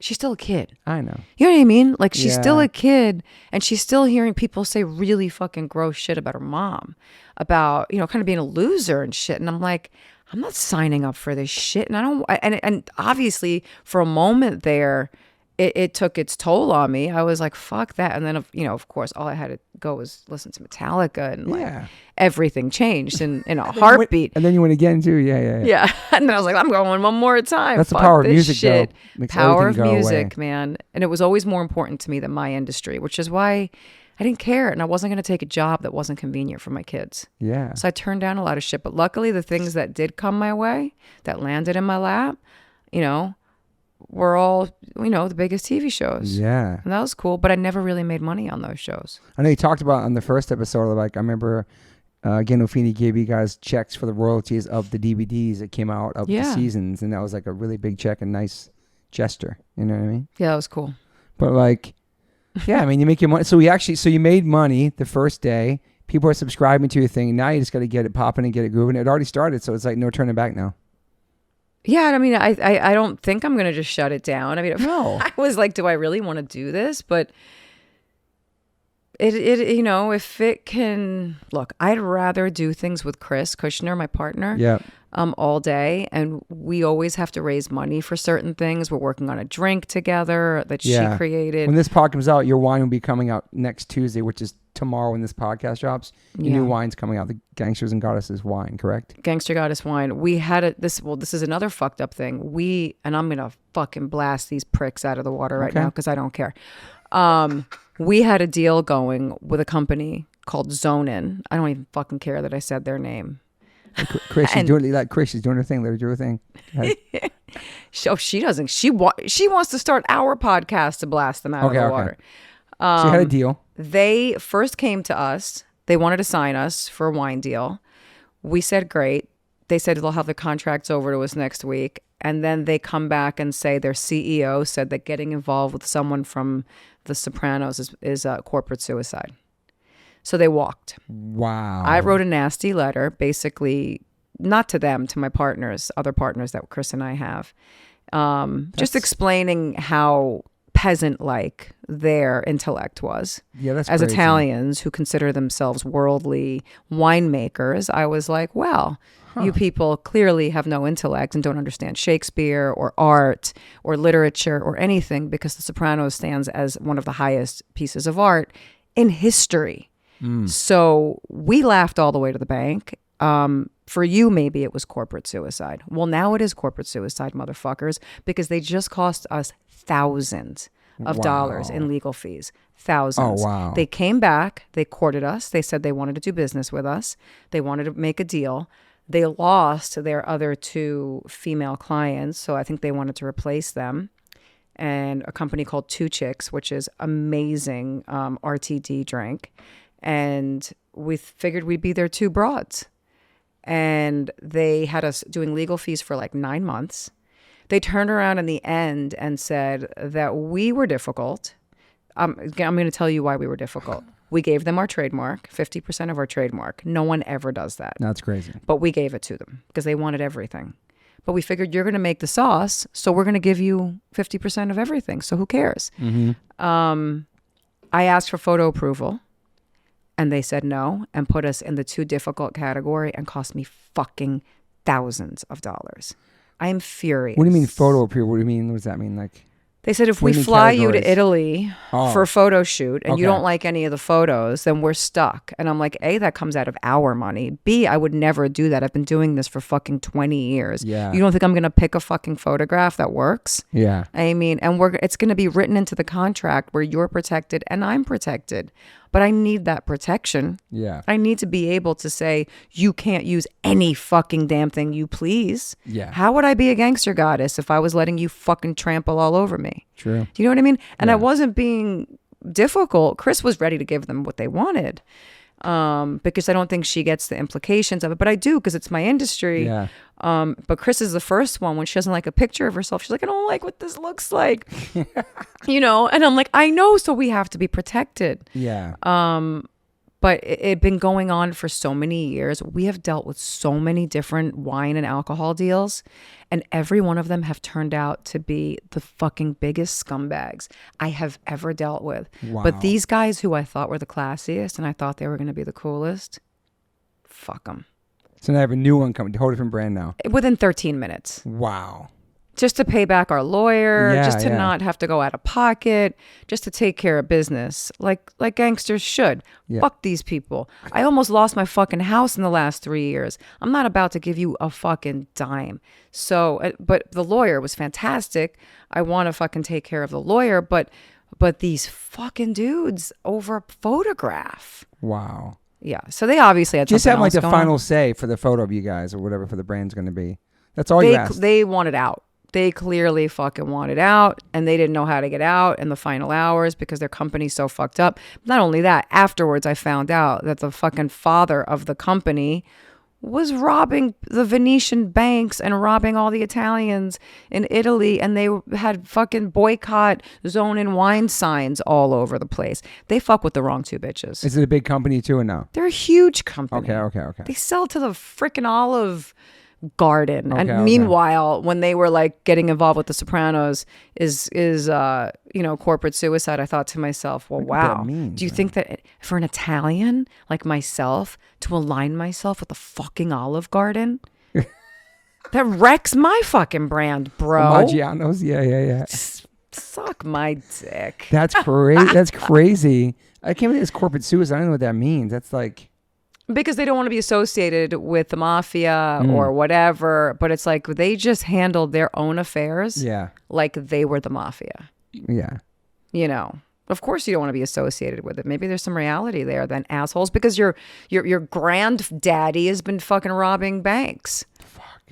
So what's the new brand called? The stuff's coming out tomorrow. It's Gangster Goddess wine. We just did a white wine, and that's it, with the company that we love, with Knocking Point. I absolutely love these guys. Literally a contract within 14 minutes. Wow. Signed, done, easy, no bullshit, like-minded people. And it was cool. Where are they based out of? Out of Walla Walla, Washington. I like to say that, Walla Walla. Walla Walla, Washington. So are you a big wine drinker? Is that pretty much your drink of choice? I actually don't love wine. I love their wine. Okay. I really do. And I'm not saying it because it's our thing. Our Pinot Noir was amazing. That's done. That's sold out ages ago. It sold out pretty fast. But the white wine has like this, the minute you sip it, it's got none of those weird tastes. And then you taste the grape. At the end, I was about to say cherry. You taste the grape at the end, and it is so freaking good. I drank like the whole bottle myself, and I'm not a real wine drinker, but I absolutely adore it. And this company is so cool. They do this thing where you would love this actually, being in our business. You can order a case of wine for a friend, for a Christmas present or whatever, and you can create your own logo. Your own bit, like you can put your business on there. Oh, that's cool. You can put your brand on it and send it out to friends. That's pretty cool. Which I think is really, really a cool. Yeah. And it's cheap. It's really cheap. It's awesome. Is that the only thing you drink as far as alcohol wise? Is just wine? No, I drink tequila, bro. I don't even drink wine that much. I know. So you tequila. What else? What's like your drink of choice? I'm a tequila drinker. Okay. Big time. And I just found this tequila that I'm obsessed with. I think it's called Lalo. No hangovers. Is that your only party choice tequila? Or do you smoke too, or? No, I don't do anything. Just tequila. I smoked up until 2 years ago cigarettes. You smoked cigarettes? You quit the day before you came on the podcast the first time. Oh, maybe. I quit when I got COVID. Yeah, that was like the second. I was scared. That was like your second day or something, no smoking. Yeah, I'll never smoke again. Never? I smoked since I was 12, dude. I know, that's freaking crazy, dude. Yeah. What about singing or music for you, since you love music so much? Like, ever thought about ever playing or singing or? No, but I mean, the thing that Robbie and I, when Robbie helped do Gangster Goddess, there's like the voiceover of me in the beginning, and it's his music. With our whole T-shirt line, it'll be his, because he can't do his band right now. He has 2 other bands, and everybody's busy. I'm like, look, dude, I'll be your band for now. We'll do spoken word shit. He does crazy spoken word stuff. He does? Okay. It's insane. He's bizarre. He's nuts. He's psychedelic. It's all weird, spiritual. A lot of it's political right now with what's happening in the world, but a lot of it's funny. Yeah. So we're going to do some of that stuff again, but it's going to be for the merch. And our whole thing is this merch needs a movement. So we want to start the rebellion again. You can sell it on your OnlyFans too, right? Probably. You push all that. You push your wine in there with anything, right? The OnlyFans is the only way for me to go because I can't subscribe. And it's your platform you could use. You have full control over it. It's cool. Yeah. I mean, the whole meta life thing it's just not for me, man. Yeah. I've been shadow banned. I've been everything. Yeah. They shadow ban you over who you follow. So you don't even have the freedom to follow people that you find interesting. You get shadow banned for following people? That's crazy. Certain people. That's what I've heard. Something funny happens when I went to your house for Halloween, and the vibe I got from you was like a Sopranos mafia show. And we pulled up to your show dressed like, Moon was dressed like you, my friend Jessica was dressed like you. My friend Tim came, I came, and we showed up. The only person dressed like that was you, I think. And I think I told everybody it was a Sopranos themed Halloween. And we got there and it was just us. It was great. It was an amazing party, but like we still talk about that today. It was really fun. I think you asked me what I said, well, I'm going to go as Adriana. Yeah. Because I had found the costume. That's right. And we're supposed to auction all those costumes. The leopard costume. I haven't done it yet. You still fit in it and killed it. Yeah, I had to open up the I had opened up the box. There was a major camel toe happening. But then I looked at the old pictures and I'm like, I remember I was so uncomfortable back then. That thing was riding up my bukyak back then. That's an Italian word for twat, Toby. So you still have that original outfit, obviously. Yeah, we found boxes of stuff when I moved out of my Hamptons house. Dude. Yeah, crazy original shit. Stuff from the show. My ring, Adriana and diamonds. What are you going to do with it? I was going to auction the tiger suit off. You should. I mean, the other stuff my daughter might want, but I mean, I don't know. That's kind of cool, though. We'll see. But what was it? Oh, the Halloween party. A lot of people ended up dressing like Adriana. Yeah. There was a couple, it was, but it wasn't supposed to be a soprano themed. Okay. Am I allowed to say soprano? Whatever. It's you like said soprano. It It's like alto. It wasn't supposed to be an alto themed. A mafia themed party. No. What kind of stuff do you watch? Like, what kind of TV shows you like? I watch nothing. No TV. Zero. No documentaries. No. Reality shows. Nothing. Wow. I would say I watch nothing these days. I don't watch movies. I went to the movies and I took the kids to the Barbie movie. That was fun. Saw that. It was cute. I mean, my daughter had, everybody had notes. Everybody had notes. Blackjack at first was like, it's woke. I'm like, that's because you heard someone say it's woke. Relax, chill. I was like, I'll watch Margot Robbie do nothing. I'll watch her sit in a fucking chair and sleep all day. And I could Homeboy give too. a shit. He's handsome too. Oh my God, I love him too. I mean, they're both great. So I could care less about all that shit. What about reading books? You read books? I do probably read lately more than I do watch anything on TV. Yeah. But I'm not reading shit that anybody on here wants to know about. Okay. And what about your daily? I know you drink coffee. Do you exercise? Like, what do you do yoga? Chris and I usually do Pilates. We like to go to One's Bar. But I've done nothing all summer. I am fucking fat. You ain't fat. Taking OnlyFans titty shots. I'm like, Robbie's like, keep eating. I'm like, well, this ass, every picture I show him, he goes, your ass looks too small. Your ass looks too small. Oh my God. He's the OnlyFans manager now? Yeah. He looks at the picture. He goes, no. No. Booty manager. I show the kids the pictures too. So they know that you run it by them. I run everything by the kids first.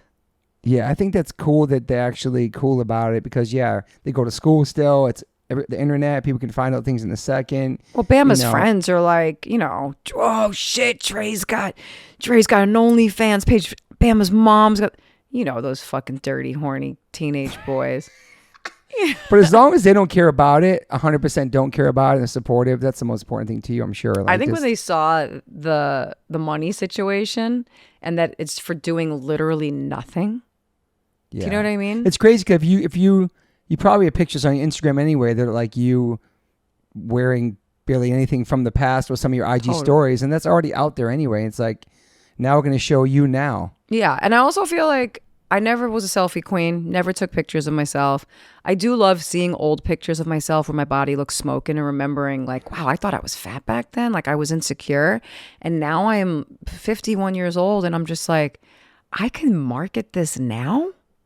Like how the fuck? Like I said, I would do the least amount of work. I know. For the most amount of bang. Always. Yeah. So. And you felt the love though. When he dropped that couple of days ago, you felt all the love from the support from people who love you still.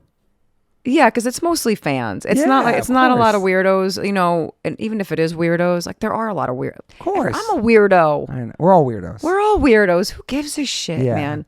If it works, it works. I'm not gonna sit here and question it and edit myself, and I don't really give a shit. I don't care. Have people reached out to you that are on OnlyFans, like, yo, I'm on here too, or?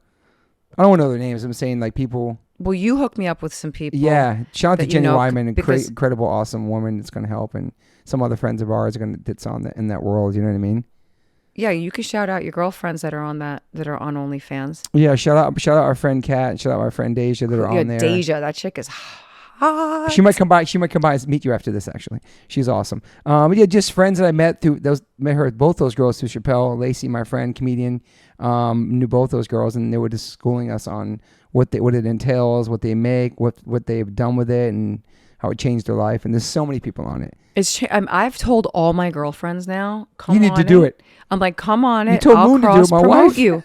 I'll take Moon. I know. You said she should be sweeping the floor from the behind. I know. Having her OnlyFans page. Because she's got an amazing buttocks that people pay for, and she talked about joking with Max before. Max is like, "Oh, fucking, you cannot do that." Oh, Max doesn't want her. Yeah, it's all my friends looking at you on there. Because there was a time when I posted on Instagram a picture of my new butt tattoo, and Moon was just joking me about it. And the next day, me and Max woke up, and Moon had taken a picture of her naked butt in the bathroom, posted on Instagram. And we woke up to go to school the next morning, and there was a side view of Moon's butt on Instagram, and Max almost had a fucking heart attack, man. And made her take it down. And all these comments, she said that was the most likes and most craziest shit she's ever got on social media. And she did it because she was just joking, but that's like a public joke, not an inside family joke. And then she took it down. Like, it was so crazy, man. I think about it. Like, my girlfriends are saying, like, the ones that have kids, like, can I do it without my face and this and that? When the kids are younger. Yeah. But I guess if you're not, like, for me, it's like, it's my business to whore myself out. I've been doing it my whole life. Though.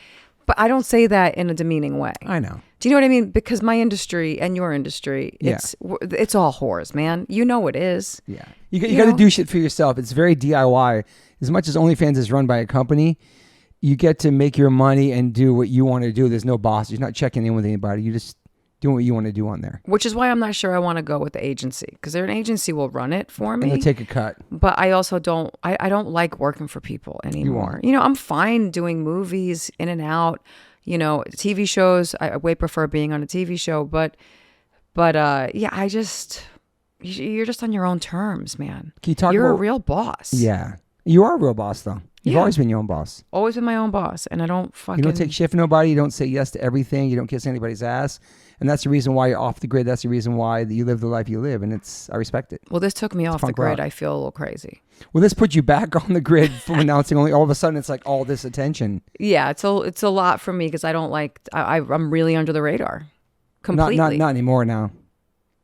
No, I mean, I'm still under the radar. I'm still... You're under the radar in the sense really not on social media, really not like out here doing shit. But now, OnlyFans is like fucking... Can you talk about the project you worked on that's not out yet with Vince Vaughn? That's pretty cool. You have to go to New York and work with homegirl from Sopranos too, right, Lorena? Oh my God, it was an awesome cast. And when does that come out? What is it? Well, I get to play the same character I played that I love. And I haven't done that in ages. Yeah. So I was so happy to talk like this. Super heavy, It was my favorite to do that again. It was me, Vince, and Vince introduced me to Shooter. So I always, that's dope. I always bow down to Vince. I wouldn't have my children without him. Yeah. And it was so much fun to reconnect with him after, I haven't seen him since, I don't know, maybe 20 years or something. Wow. Or he and I were like running partners when we were kids. Like we used to go out all the time and party. Wow. So it'd been a really long time. We both have families now. So it was Vince, Joe Manganiello, Lorraine Bracco, which is my girl, who I love more than anything, Talia Shire, Brenda Vaccaro, and Susan Sarandon. How could I forget? Oh, wow. Susan Sarandon. She's playing a real Italian lady. You worked with her before? Mm-mm. That's amazing. And I got to see her in her underwear. Sick. So I was very excited. She wanted me to come to her trailer for a second to discuss something she was making for the director. And her assistant was like, she's changing. And I go, oh, I'll come back. It was the first day. And her assistant was like, no, just come on in. And I was like, really? Because my half brother, who I found out I have another, I keep finding out I have brothers. Yeah. The first thing he said to me was, have you seen her naked? And I was like, no. And then the very next day, I go into her trailer and she's in Spanx and like a see-through bra. And I'm like, oh my God, this woman's boobs are perfect.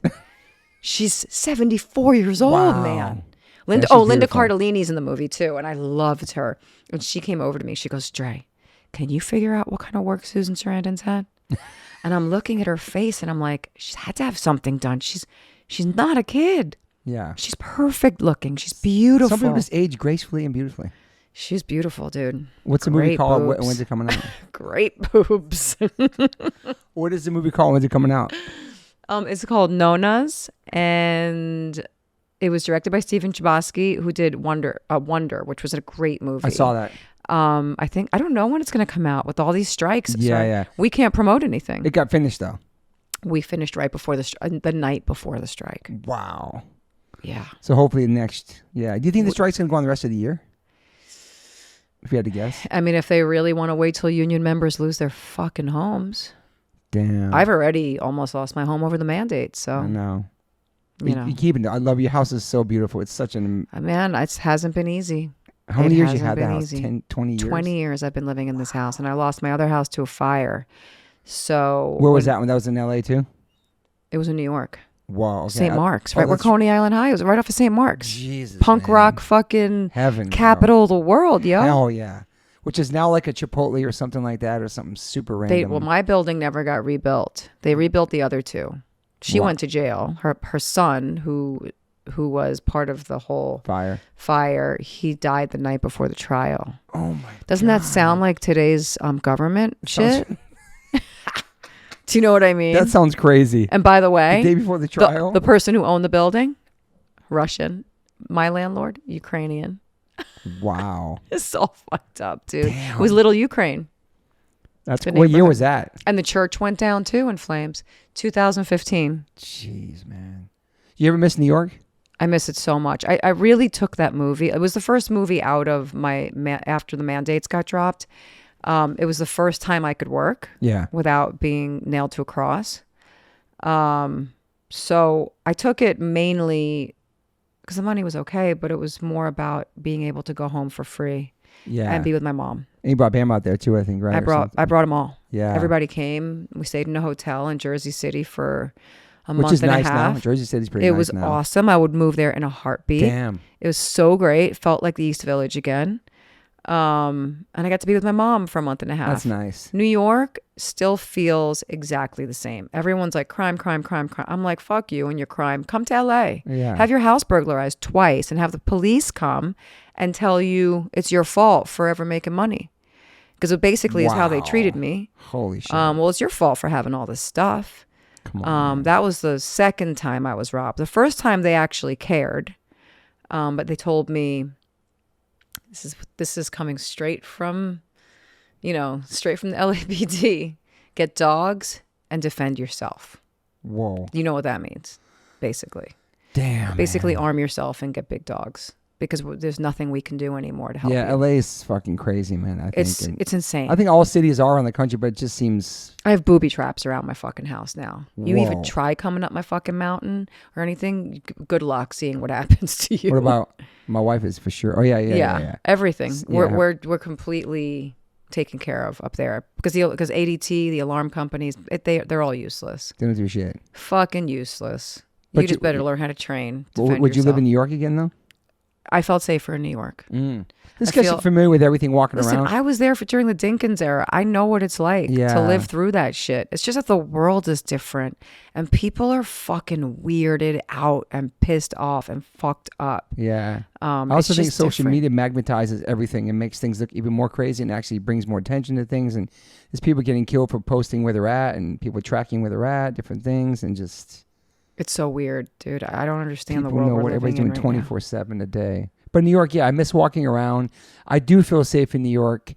I've never felt like this was 100% my home, even though I've been here for 20 years. Just driving different neighborhoods, you don't everything drive. Changes. I know, I'm driving more. You started driving too recently. You're driving more? No, I drive when I really need to go to the store or something like you're doing. You're doing it right now. You're driving now too. I feel like we're both like, you sell out, you motherfucker, you're driving because we bonded on that. I'm gonna fucking throw something at you. No, right now. but you say you drove the other day. That was so cool. I drive in the morning to the bus stop to get the kids to school. But I gotta see you drive. It's like probably like old lady like white knuckling the steering wheel. No, because we're always late for that bus. So I might be white knuckling 60 miles per hour down Laurel Canyon. So you're driving to the bus stop. Yes. And you drive back home by yourself in the car? Nope. I take the housekeeper with me. I hate driving by myself too. I get so nervous, man. I'm just like, and she doesn't drive. You're a nervous wreck doing that shit for sure. I'm not even nervous. It's just like I've had a habit of not driving for 20 years. Yeah. Now Robbie's making me drive. I don't like driving with him, even though I feel safe because I know he can take over, but he's such a dick about it. Yeah, backseat driver. Oh, and he can be nasty too. Like if you fuck up, because he's such a good driver. Did you drive here or he drove? Oh, hell no, I wasn't driving here. First of all, I forgot how far you are from my house. Sorry. I thought you were closer. Sorry. Yours is hard because it's like going up all these fucking hills. I would go crazy living there because I like to walk to the store or like go out and do something. I feel like you're kind of trapped up there. I can't do shit up there. But when it rains, we're in good shape. If there's an earthquake, we're in good shape. We don't feel any of it. But it's such a long way from New York, the way where you live, as far as like just walking everywhere. I miss that. But I bought that house when I never lived in that house permanently. The house was I bought it for Shooter, really. Okay. Because I had a recording studio in it, and I bought the whole recording studio. Wow. So nice it was. I know it was nice. It was a nice little thing, but I kept it. I kept it in the end. I know. I was like, get the fuck out, motherfucker. But he, we only came to LA if he was recording or if I was doing a show. Yeah. He'd be on the road most of the time, so I wanted to be back home with my people. I never anticipated staying here. I only started really staying here after he and I split, and that was in 2012. And I met a guy that I started dating out here. I probably should have gone home. It would have been the smarter thing to do. Just sold the crib, went out the, yeah. I should have just left at that time. But now I can't sell the house. I've been trying to sell it for a year. Everybody wants out. No one wants in. Mm-hmm. Everyone's leaving LA. Yeah. It's too expensive. It's taxes. Now with this OnlyFans shit, I'm moving to Tahoe. Fuck you. You might just like get a crib in New York on the OnlyFans and have like two places, be bi-coastal. That's like a dream. I always was, but I won't keep two properties in two psycho liberal states right now. As much as I'm a fucking liberal, it's not worth it to have it because you don't even know what's going to happen. Yeah. New York. And the money is insane. Money, yeah. But New York, man, just the walking and just... I don't know. All my restaurants are gone. I love the memories of New York. When I go there, I reminisce, walk down Lower East Side, different places I went to, or concerts, or venues, or restaurants. But I get the energy and the love, but it's just, I don't know. But dude, the vibes are back. Okay. Because it feels like I'm excited then. Pre-Giuliani New York. I'm going the next. Okay. And I was a Giuliani hater because I liked the seediness and I loved Times Square, and we used to actually go into the peep shows and hang out. Grimy. And I loved it. Like we would go and watch the peep shows. Wow. Because it was always like these like tattooed bitches. Like it's all the girls you see. You know, it was like German porn. Yes, it was like German porn. Me and my ex used to love that shit. Wow. So it's like the New York smells and the griminess and all that shit. It's back. And like it's weird. It's kind of back. Kind of being weird unsafe. Way. But what's not back is that now it's corporate America. And I do feel like the corporations are squeezing the small guy out. They're taking over. Things are still grimy without the feel. It's corporate mayhem. Like Chipotle and like Starbucks or something on St. Mark's now. There's two big ones on there. Remember St. Mark's is not, but Search and Destroy is still there. At least that's still one. And place. Trash and Vaudeville was there. It moved or something. Yeah, that never survived. Damn. There's really not many last like kind of standing like classic New York spots anymore. All the bars, Niagara's still there, which was 7A back in the day. It was Wawa Hut. Wawa Hut. Dude, fucking Wawa Hut, man. Dude. I used to go to Wawa Hut. I go to St. Dymphna's when I'm home. My girlfriend will make me go meet her at St. Dymphna's. That place is cute. Dude, the Wawa Hut in the corner of like 8th or 7th in the pizza spot right there. Sidewalk Cafe. Oh my God. 7B, 7A. 7A was my spot. Yeah. Because they had like vegan options late. Sidewalk too was awesome for that. Because Moon would get off work and we walked down there. Where did you guys live? We moved here from 5th and 2nd, but we lived by the Irish pub on 3rd and like 9th or 10th. We lived on 14th Street right next to the beauty bar where my wife worked. We lived in a room with no windows, slept all day. Fucking crazy lifestyle. Yep. She worked at 4 or 5 in the morning. Limelight, Palladium. Oh, I remember all those spots. Crazy, just up all night, sleep all day life. Yeah, I woke up at 4 o'clock every day. How about around the clock? That was that was my favorite. That was my favorite. And do you know Kiev? Kiev was across the street from my house. Veselka's still there. Veselka's still there. I'll still get a fucking pierogi at 4 o'clock in the morning. That shit like that, getting slices. It like next week. I can't wait to go to find pizza like at 2 a.m. next week. Where are you staying? I don't think we're going to stay in New York because we have to play Boston. We might hang on all night and then drive to Connecticut or somewhere on the way to Boston. But where are you playing in New York? A place called the Monarch in Brooklyn. So you're going to stay in Brooklyn? Yeah. Oh, you guys are leaving that night? We might go that night, yeah. So for the listeners, we're playing this coming Friday. This podcast drops, whatever. But yeah, I'm excited to get back to New York. I love my son. Max loves it. He fucking loves it. He's always loved it as a kid. Has he spent time there? A bunch. Growing up, we've been there a bunch of times. My kids prefer to be there. Yeah. They don't want to be here. Just the energy and shit. Oh, yeah. But I can't fuck with the winter anymore, I don't think. Me neither. I can't do it. Too soft for that. Fuck it. I can't do it. It's freezing. Yeah, and there's nothing to do. But even with global warming and it's still mild winters, it's still when it gets like 70 degrees, I'm cold or something. It's weird. Your blood gets thinner. I mean, look, I get cold when it starts getting dark early here in LA. And I'm like, why don't I want to sit outside? I'm such a fucking pussy. I need to sit outside. I'm in California, but I don't. I sit in my house and I put the heat on like an old fuck. I put my infrared heating pad on. Do you like to hibernate a lot and stay home a lot? I'm always home. Yeah, you don't really go out I that will much. only go out for music and food. It's a big deal to go out. Music and food, that's it. That's it. No, do not ask me to go to a fucking movie premiere. Really not a social butterfly, even back then. Even when never shit was all that, yeah. Never. It was always music. If I'm gonna go out, I'll go support music, go see some music. Comedy's fun too. Yeah. Yeah. I love comedy. Barbecues, people's houses now. You really can't do that in New York. Can't really do that in New York. No. You go to rooftop things or like small little backyard things. Yeah, I don't. For New York, it's just walking. Yeah. It's just walking everywhere. Me and the kids always joke around. It's like if you're just even going to get a coffee, you feel like you've had a whole day of events just walking to get your goddamn coffee. But you walk around here. I love walking around, man. Taking my birds. Just walking out into the grime right here in Peak. I love it. I don't know. I have that city feel. That's like you're New York. It is, man. Yeah. I'm a city slicker. I couldn't really live like in the country or anything like that. I mean, I can go to the Canyon Country Mart. Yeah, that's up in the... I do like the bougie shit and go to like Air One shopping center in the valley. That's my shit. $200 for one bag of groceries. That's it. And I will only buy my groceries there now because I don't trust anything right coming now. From. Because everything's being tampered with. I'm all on that shit. I know. If anybody ever wants to know the truth about anything, come find Dre. What's this cool having you here, becoming friends with you? I remember this, like we talked in the first pod.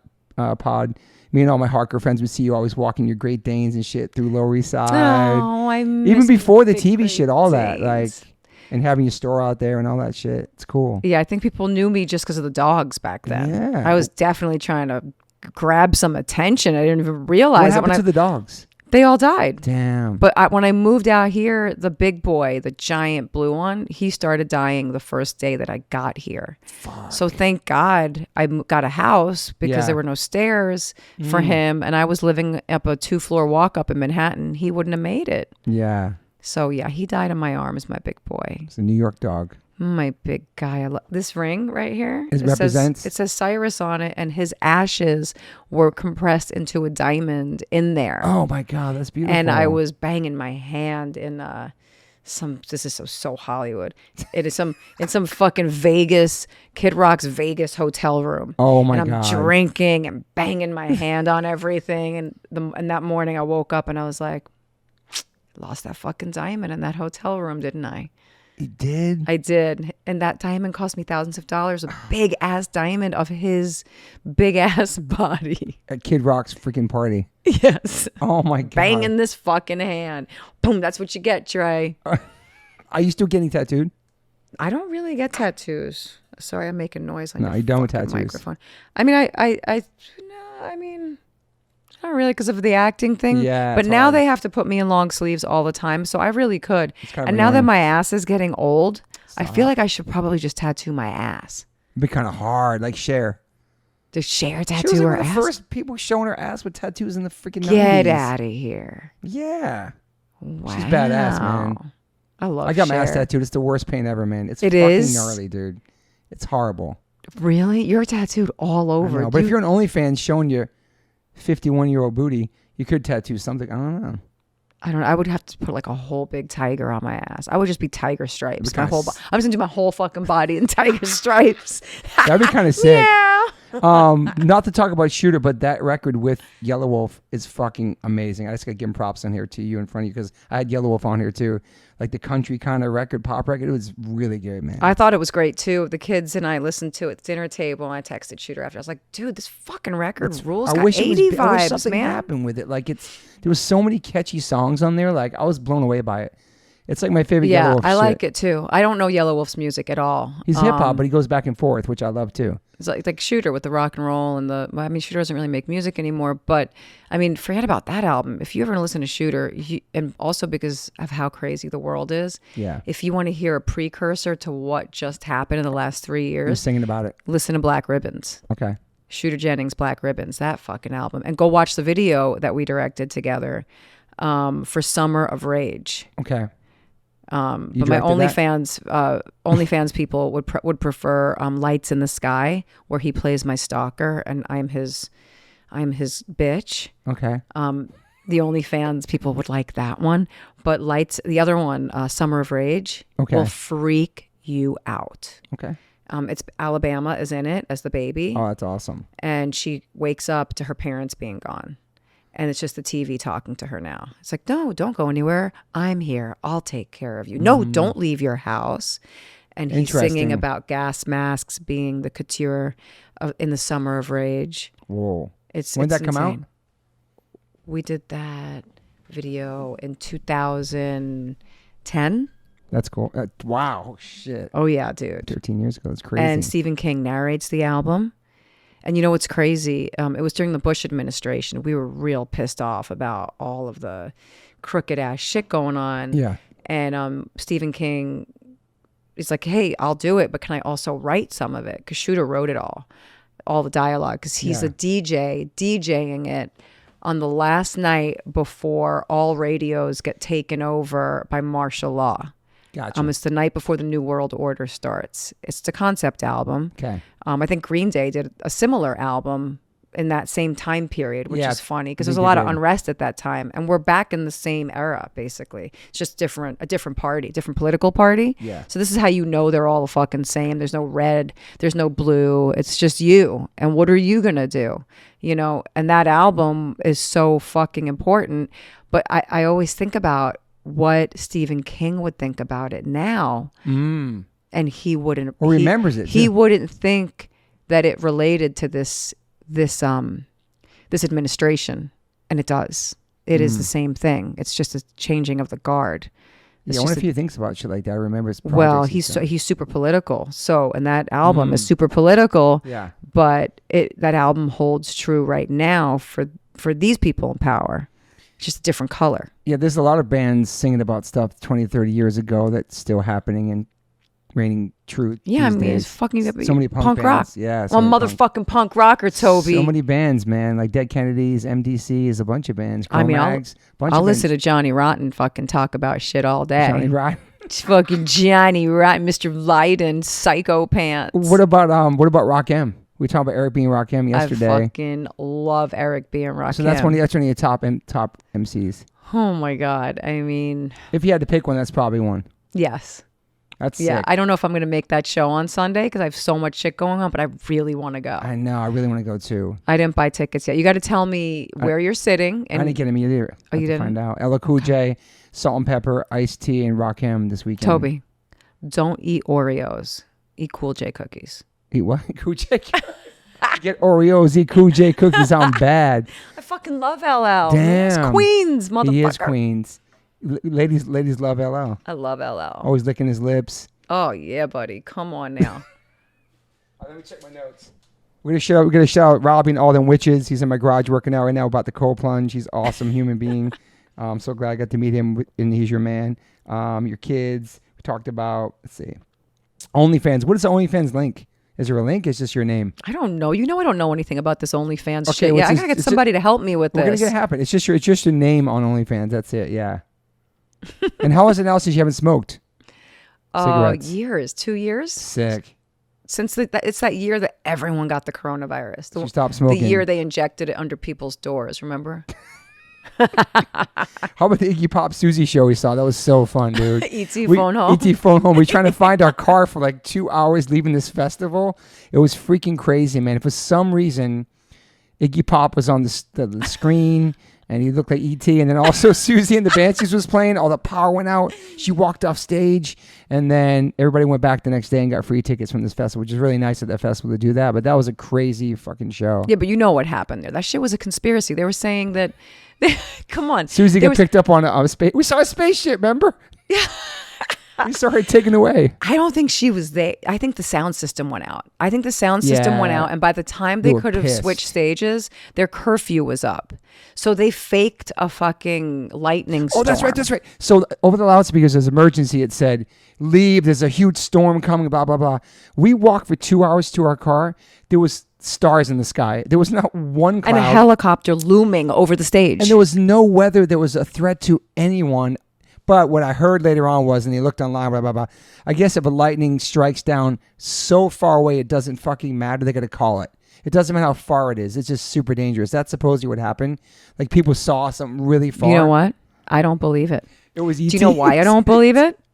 I think their fucking sound system went out. They covered their own asses. No one gives a fuck about people's safety anymore in this town. Give me a break. No one gives a fuck. Everyone's a savage. Maybe there was like a fake light being into the sky of a fake lightning. I mean, you want to start getting into no into beams from the sky? Let's go. But Iggy phone home, that was the best shit, dude. I had the best night that night. It was so fun. I had so much fun looking for the car. That was the best part, getting lost. I know shit. It was for 2 hours. And your kids were fucking troopers, man. They loved it. They had the best time. That's when I really got to know you guys, and I fell madly in love with you guys. Thank you. We love you too. I was talking about you with your friend Jenny, who's a publicist, and she's awesome. We were talking about how genuine you are, like just how you really just like to help your friends. Like you're just a no bullshit guy. Like you're just not a savage, dude. Thank you. You're a good guy. I appreciate you. Appreciate your friendship. Appreciate your family. Appreciate you punk rockness and your realness. You know, and I'm excited for OnlyFans to pop off. For my aliens fans, I'm gonna be your manager. I'm gonna be your new manager. You are my new manager, dude. You are. All my friends have. I'll just end with this because it's so fucked up. Like I said, at this point, I'm just gonna start talking shit on people that have done me wrong. My fucking manager got 4 interview requests by Monday morning. Literally 4. I'm sure there've been more now, but 4. This is really not like rocket science. And big things. And it's not a big deal. Bigger than this podcast. Yes. And he forwarded them to me and said, I can't work on things that I'm not a part of. I can't have my assistant waste time on things that I'm not a part of. Or getting a cut of. Been with this guy for 17 years, man. My agent dropped me over the mandates, who I barely even knew, but who gave a fuck? I thought she was a friend of mine more than even an agent. But that's how savage people are. And I thought to myself, wow, like I'm glad that I'm realizing what whores everyone is. And I'm glad I finally joined the fucking party. Yeah, which is OnlyFans. And now you're my manager. I'm your manager. Did you send the email yet? You got to send that email. No, I'm not sending any email. You need to. Yeah, the message has been sent out to the stratosphere. Yeah, you know I just feel like really 17 years we've been in a relationship. You know I've had a hard time lately. It's like you just don't, you're telling me I got to return these phone calls? Like we're in a writer's strike, an actor's strike. Like what's going on at your desk that's that fucking crucial right now? Yeah. Out of respect to the that's obviously somebody about to fucking drop me possibly, but I don't really give a shit anymore. Yeah. You know? But don't you feel like with not needing anyone and doing what you wanted your whole life and just throwing the OnlyFans up there on a whim and all the support you've gotten, whether it's because people are in love with you or obsessed with you or think you're hot, it's still support, and that you have that kind of support, even not just financial, but there's people that like are fucking with you and would see what you're up to. I mean, yeah, I think if I would have been more present on my other social media platforms, you know, I get that attention. I just don't ever like to be the center of attention. I hear you. It's just never been my thing. I always just want to be invisible. Yeah. But fuck it. You know, it's like, what do you got to lose? You sacrificed a lot for your beliefs and standing up for yourself and what you believe in and for your family and all that. And it's like, if people want to give you money to see pictures of you in outfits that they've seen online before and other acting roles that they're getting or no outfits. Do you know what I'm saying? People want to see pictures of me in no outfits. Well, you're not gonna get naked on there, but I'm just saying. But you know what I mean? Like, just like, and this is me now, and this is what I'm doing, and fuck it. Yeah, it's just a good platform. May as well get paid for it. You know what I mean? Like, it's so whatever to me at this point. This industry has been nothing but a disappointment in so many ways. Just all the virtue signaling, all the fake causes, the fake this, everybody thinking, all this self-righteousness. That's why I think you should have your own podcast. Yeah. Or become an MC or something. Start rhyming and shit. I know people really been pushing me to do that, to go into journalism, basically. Maybe you could do some shit on the OnlyFans where you are talking. I don't know if that works on there. What kind of the original idea for my OnlyFans thing was that I was going to start the journalism stuff on there because you're censored everywhere else. I don't want to be censored. I don't want to be canceled. I've already been canceled. I'm already fucking censored. I haven't spoken out about things that mean something to me. I don't like when actors. Because people love you. I think it's weird. Okay, yeah. It's been a weird ride. Okay. But I've been quiet about it all. But the OnlyFans thing was originally me and Robbie were going to go on and start this kind of political thing. Okay. And do it there and let it live there. And we couldn't get it together. And I just threw up a picture of myself. And that was it. And I'm just like, oh, fucking hell. This is it. And then I posted it on the Instagram. And I was just an Instagram story that lasts 24 hours. Well, I reposted it a couple of times. Yeah, but you didn't do no main post or nothing. It just went fucking crazy, man. I know. I mean, I didn't break the internet like Bella, but I'm not a kid. But whoever got that story and just ran with it, I wonder that one person who took that, wrote about it, and then it just spread. It's interesting how that works. I mean, I thought maybe OnlyFans did it. I don't know. Oh, they announced that you're on there. Yeah. Maybe it's their PR people. I don't know, but there's a lot of actors and actresses and musicians on there too. Yeah, there's a bunch. Yeah. And they do it to launch things and then leave. Yeah. And that was our original intent.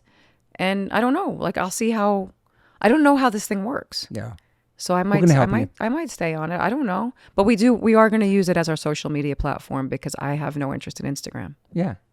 So all the people that follow you know that she doesn't really check her DMs. She doesn't check her comments. She's not really checking her messages. She posts and keeps it moving. I like that. No, but I might engage more on the OnlyFans thing. Yeah. Because that's, at least it's pure and it's business. Yeah.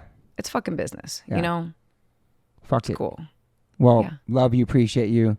This has been exclusive. Drea de Matteo. I'm about to get her in the cold plunge now. Probably not. We're going to see your man do it right now. He's probably going to kill it, though. I can tell he's going to kill it. What, in the cold plunge? Yeah. You do saunas, right? You never done an ice bath or a cold shower? I don't like to fucking sweat. I don't like to be cold. I just got through telling you for the last hour and a half, I do what's convenient. Sure, I know. I've taken jobs that are convenient. You can just walk down the stairs and just do it right now. And nobody's around. We're going to see what happens. I'm so fucking hot right now because we turned the AC off for sound. I might go in the cold plunge. Okay. But I have self-tanner on, dude. I'll ruin your plunge. Be fine. No, dude. It's gross. You have self-tanner on? I got self-tanner. I got to take a picture of my ass later for OnlyFans. What about the stuff you do on your face, you and Chris? You're doing like all this weird massages on your face. It's just some kind of therapy shit. Yeah, people give us packages to do stuff and promote their product and their stuff. Some of it works. M-Face works, but it's a workout for your face. But so if you stop working out, your face falls. Okay. So, and they charge fucking thousands of dollars for that shit. Get the free samples to try. So I'll do that shit for free, but I'm not going to start paying for something that if you can't keep up, then your face is going to fall on the floor. Yeah. Morpheus is cool. That's a cool thing to do. It's the micro needling with radio frequency. Okay. But it kills the fat in your face. So chicks who do filler and stuff like that shouldn't do it because it kills the filler. She and I don't do any of that stuff. So we were doing it, but I noticed that it was killing the fat. And I spoke to a plastic surgeon who I did a consultation with, who's this fucking master. I've never done anything to myself, but I was like, I still want to look good when I'm fucking 70. Yeah. So I spoke to this guy, did a consultation. He goes, don't ever do any of those lasers again. He goes, they kill the fat in your face. Interesting. But they do make you look fucking great. But things like clear and brilliant, I mean, your face looks sick, but it's because you're so healthy. Thank you. You look good too. You look awesome. I feel pretty worked and old right now. You're not though. It seems like you've been self-conscious your whole life about that. No. You said you thought you were fat when you're back on. Yeah. Do you know what I mean? Well, because I never knew I was going to be taking pictures in panties all day or acting in my underwear. I was shy. It must have been so nerve-wracking, man. I have so many friends that are those girls that just rip their shirts off, showing their tits to everybody. I was never that guy. Yeah. It's not like me. My girlfriend wrote me. She goes, "Do I have to pay to see those tits?" Finally, like what is it going to take for me to be able? So now I just give her like sneak peeks and send her little pictures and shit. That is so She's like, funny. "Can I post that on Instagram?" I'm like, "You cannot. That is part of my subscription based magazine that I have." Filmed all day in your underwear on a lot of those episodes. That was like stressful and nerve wracking too. Dude, when I was doing the fucking J-Lo thing, my buddy Vinny Laresca, he like didn't eat for 3 days before we had to do a sex scene. Keep his body looking tight. Yeah. He didn't even drink water. Fuck. And I'm fucking sitting there drinking and eating because now I'm old and I've been doing this shit forever. So now I don't really care. Yeah. But man, when I had to do the sex scene on Sons of Anarchy, oh yeah, that's right. I agreed to nudity for that. That was the first time I agreed to full nudity. I never agreed to show anything in my life. But I was 40 something years old. And I was like, fuck it. You know what? I've never done it. The show's huge. Everyone loves him. Why not be the bitch who's naked with him on the last episode, in the last scene? Him, so I did it. You were buck naked on that? They ended up keeping me completely covered. Oh, okay. I don't know why. Wow. I don't know what happened. I don't know. I was fully ready to go. I was in the best shape of my life. And so you just prepare mentally for that. Like, I'm going to be totally naked. Everything's showing. I'm fucking going for it. And then, like, yeah. They deaded it. Damn. Yeah, they can't show certain things on FX. So you've never done that? I mean, never been naked on FG. Film. I'm not allowed to mention networks. Never naked or on film. Naked in photos, but not on film. I've been naked in photos, but you've never seen anything because they have them like I was in, like stupid beauty magazines and shit. But not naked in anything filmed. No. But you're I was naked in photos though. Yeah. But covered, like with my arms. Yeah. Or some shit. Wow. I would still do that too. I don't care. You'd be naked in a movie at this point? I don't know. I mean, maybe. It depends. Depends what the role is or anything like that. Yeah. It really depends. Yeah. Yeah. Toby's making the money sign to me across the room. Yeah, if it's fucking paying you crazy money. I mean. Yeah, I don't know. I don't like doing film as much as I love doing TV. Yeah. And TV's not really not a real naked place. No. Well, I hope your podcast comes back or something comes back with you talking and expressing and talking to the world because it's good for you because you're an artist and you have to express yourself, It's nice. Did you hear what happened to the company we started our podcast with? No. To Cavalry? That was the Made Women podcast. Oh, it's a platform where people got owed money for a while or something like that. I read about this or something. They went bankrupt, sued, a million crazy things. Yeah, a bunch of different podcasts on there never got paid from their sponsors and stuff like that. They didn't pay us. Okay. They never paid us. That's why we started Gangster Goddess. So they went under. Okay.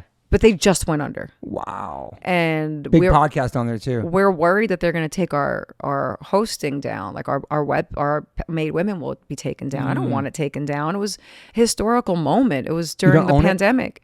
No. Because on that platform. Yeah, they took, when we left, they took everything. That's why we started Gangster Goddess. That's why we changed everything. Wow. I think that platform is pretty big too. It's like a lot of big podcasts on there. I have no idea, but we're trying to get it back now because I don't want them to cancel. No, I should keep those. The host, I don't know what it's called. I don't understand this. That's why I never moved my podcast. I saw one thing that Rogan said once about if you own your podcast, keep it on your platform, never move it to somebody else because once you move it to some other company, they own your shit. They own your name, everything. And I had like 3 or 4 meetings to move mine just to get a vibe and see what it was all about. I never did it. I just keep it on one thing. I pay $30 a month for this podcast. It goes everywhere. It's easy, That's man. awesome. Yeah, I get the full control of this shit. Yeah, I don't understand the whole podcasting thing. You're going to have to explain it to me. I will. Well, I appreciate your time hanging out with you. Same. Let's go plunge. Let's go plunge. Bye, everybody. Peace. I've always loved sweets. That's why I have 1,000 gold teeth and had cavities my whole life. But I always loved cookies. And being a vegan and being gluten-free, it's extremely difficult to get a cookie that actually tastes good. Most of those cookies are super, super dry. Until I found Maxine's Heavenly. You probably see me post about them. They're incredible. They're gluten-free. They're vegan. They're made with no refined sugars. You can get them in Whole Foods, Sprouts, Walmart, Amazon, Maxine'sHeavenly.com. And if you're in LA, you can get my favorite restaurant, Green Table's carrying them. You can also, if you're in LA, get Uber Eats, DoorDash, and Chow Now. Super, super great company. Amazing people working there. The cookies are insane. I can eat a whole bunch of them, not like you're supposed to, but I don't feel groggy and like bloated and I have that sugar crash. And every month you should sign up for the mailing list because every month you get exclusive flavor drops and the cookies get delivered right to your house. So shout out to Maxine's Heavenly, my new sponsor. I have a cookie sponsor. I can't believe it. How old am I? I'm 53 and I'm promoting cookies because I love cookies still. I'm a big kid. Vegan, gluten-free, no refined sugars. If you listen to the Travis Barker episode, me and him talked about our love for Maxine's Heavenlies as well. Great cookie. If you're a vegan and you're gluten-free, there's no other cookie to have. Maxine's Heavenly. Go to MaxineHeavenly.com, go to shop, use my code OLLC, and get 25% off your first order. That's 25% off your first order. Go to MaxineHeavenly.com, use my code OLOC. Enjoy. These cookies are straight crack. I always ask my guests if they have any regrets. I personally don't have any regrets. Even when it comes to my tattoos, I have the silliest tattoos. Even my ET on my leg, it's still a childhood memory for me, and I love it. I've had tattoos on top of tattoos strictly because I wanted more tattoos. I started getting tattoos when I was 18. I'm 52 now, and I can't stop.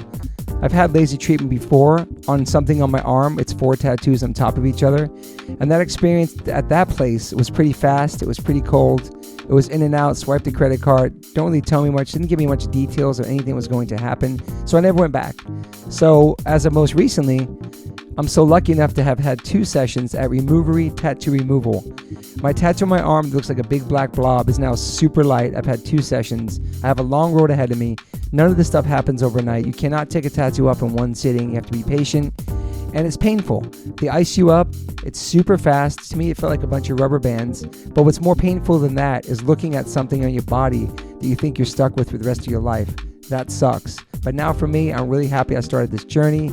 I'm slowly going to get this tattoo removed. I never thought in a million years I have any kind of real estate on my arm. I don't even know what I want, but it's exciting. I'm so honored to announce that One Life One Chance podcast is now with Removery. I have a code. Use TobyH20 and get $100 off your first session. Call 866-934-4570 or go to Removery.com.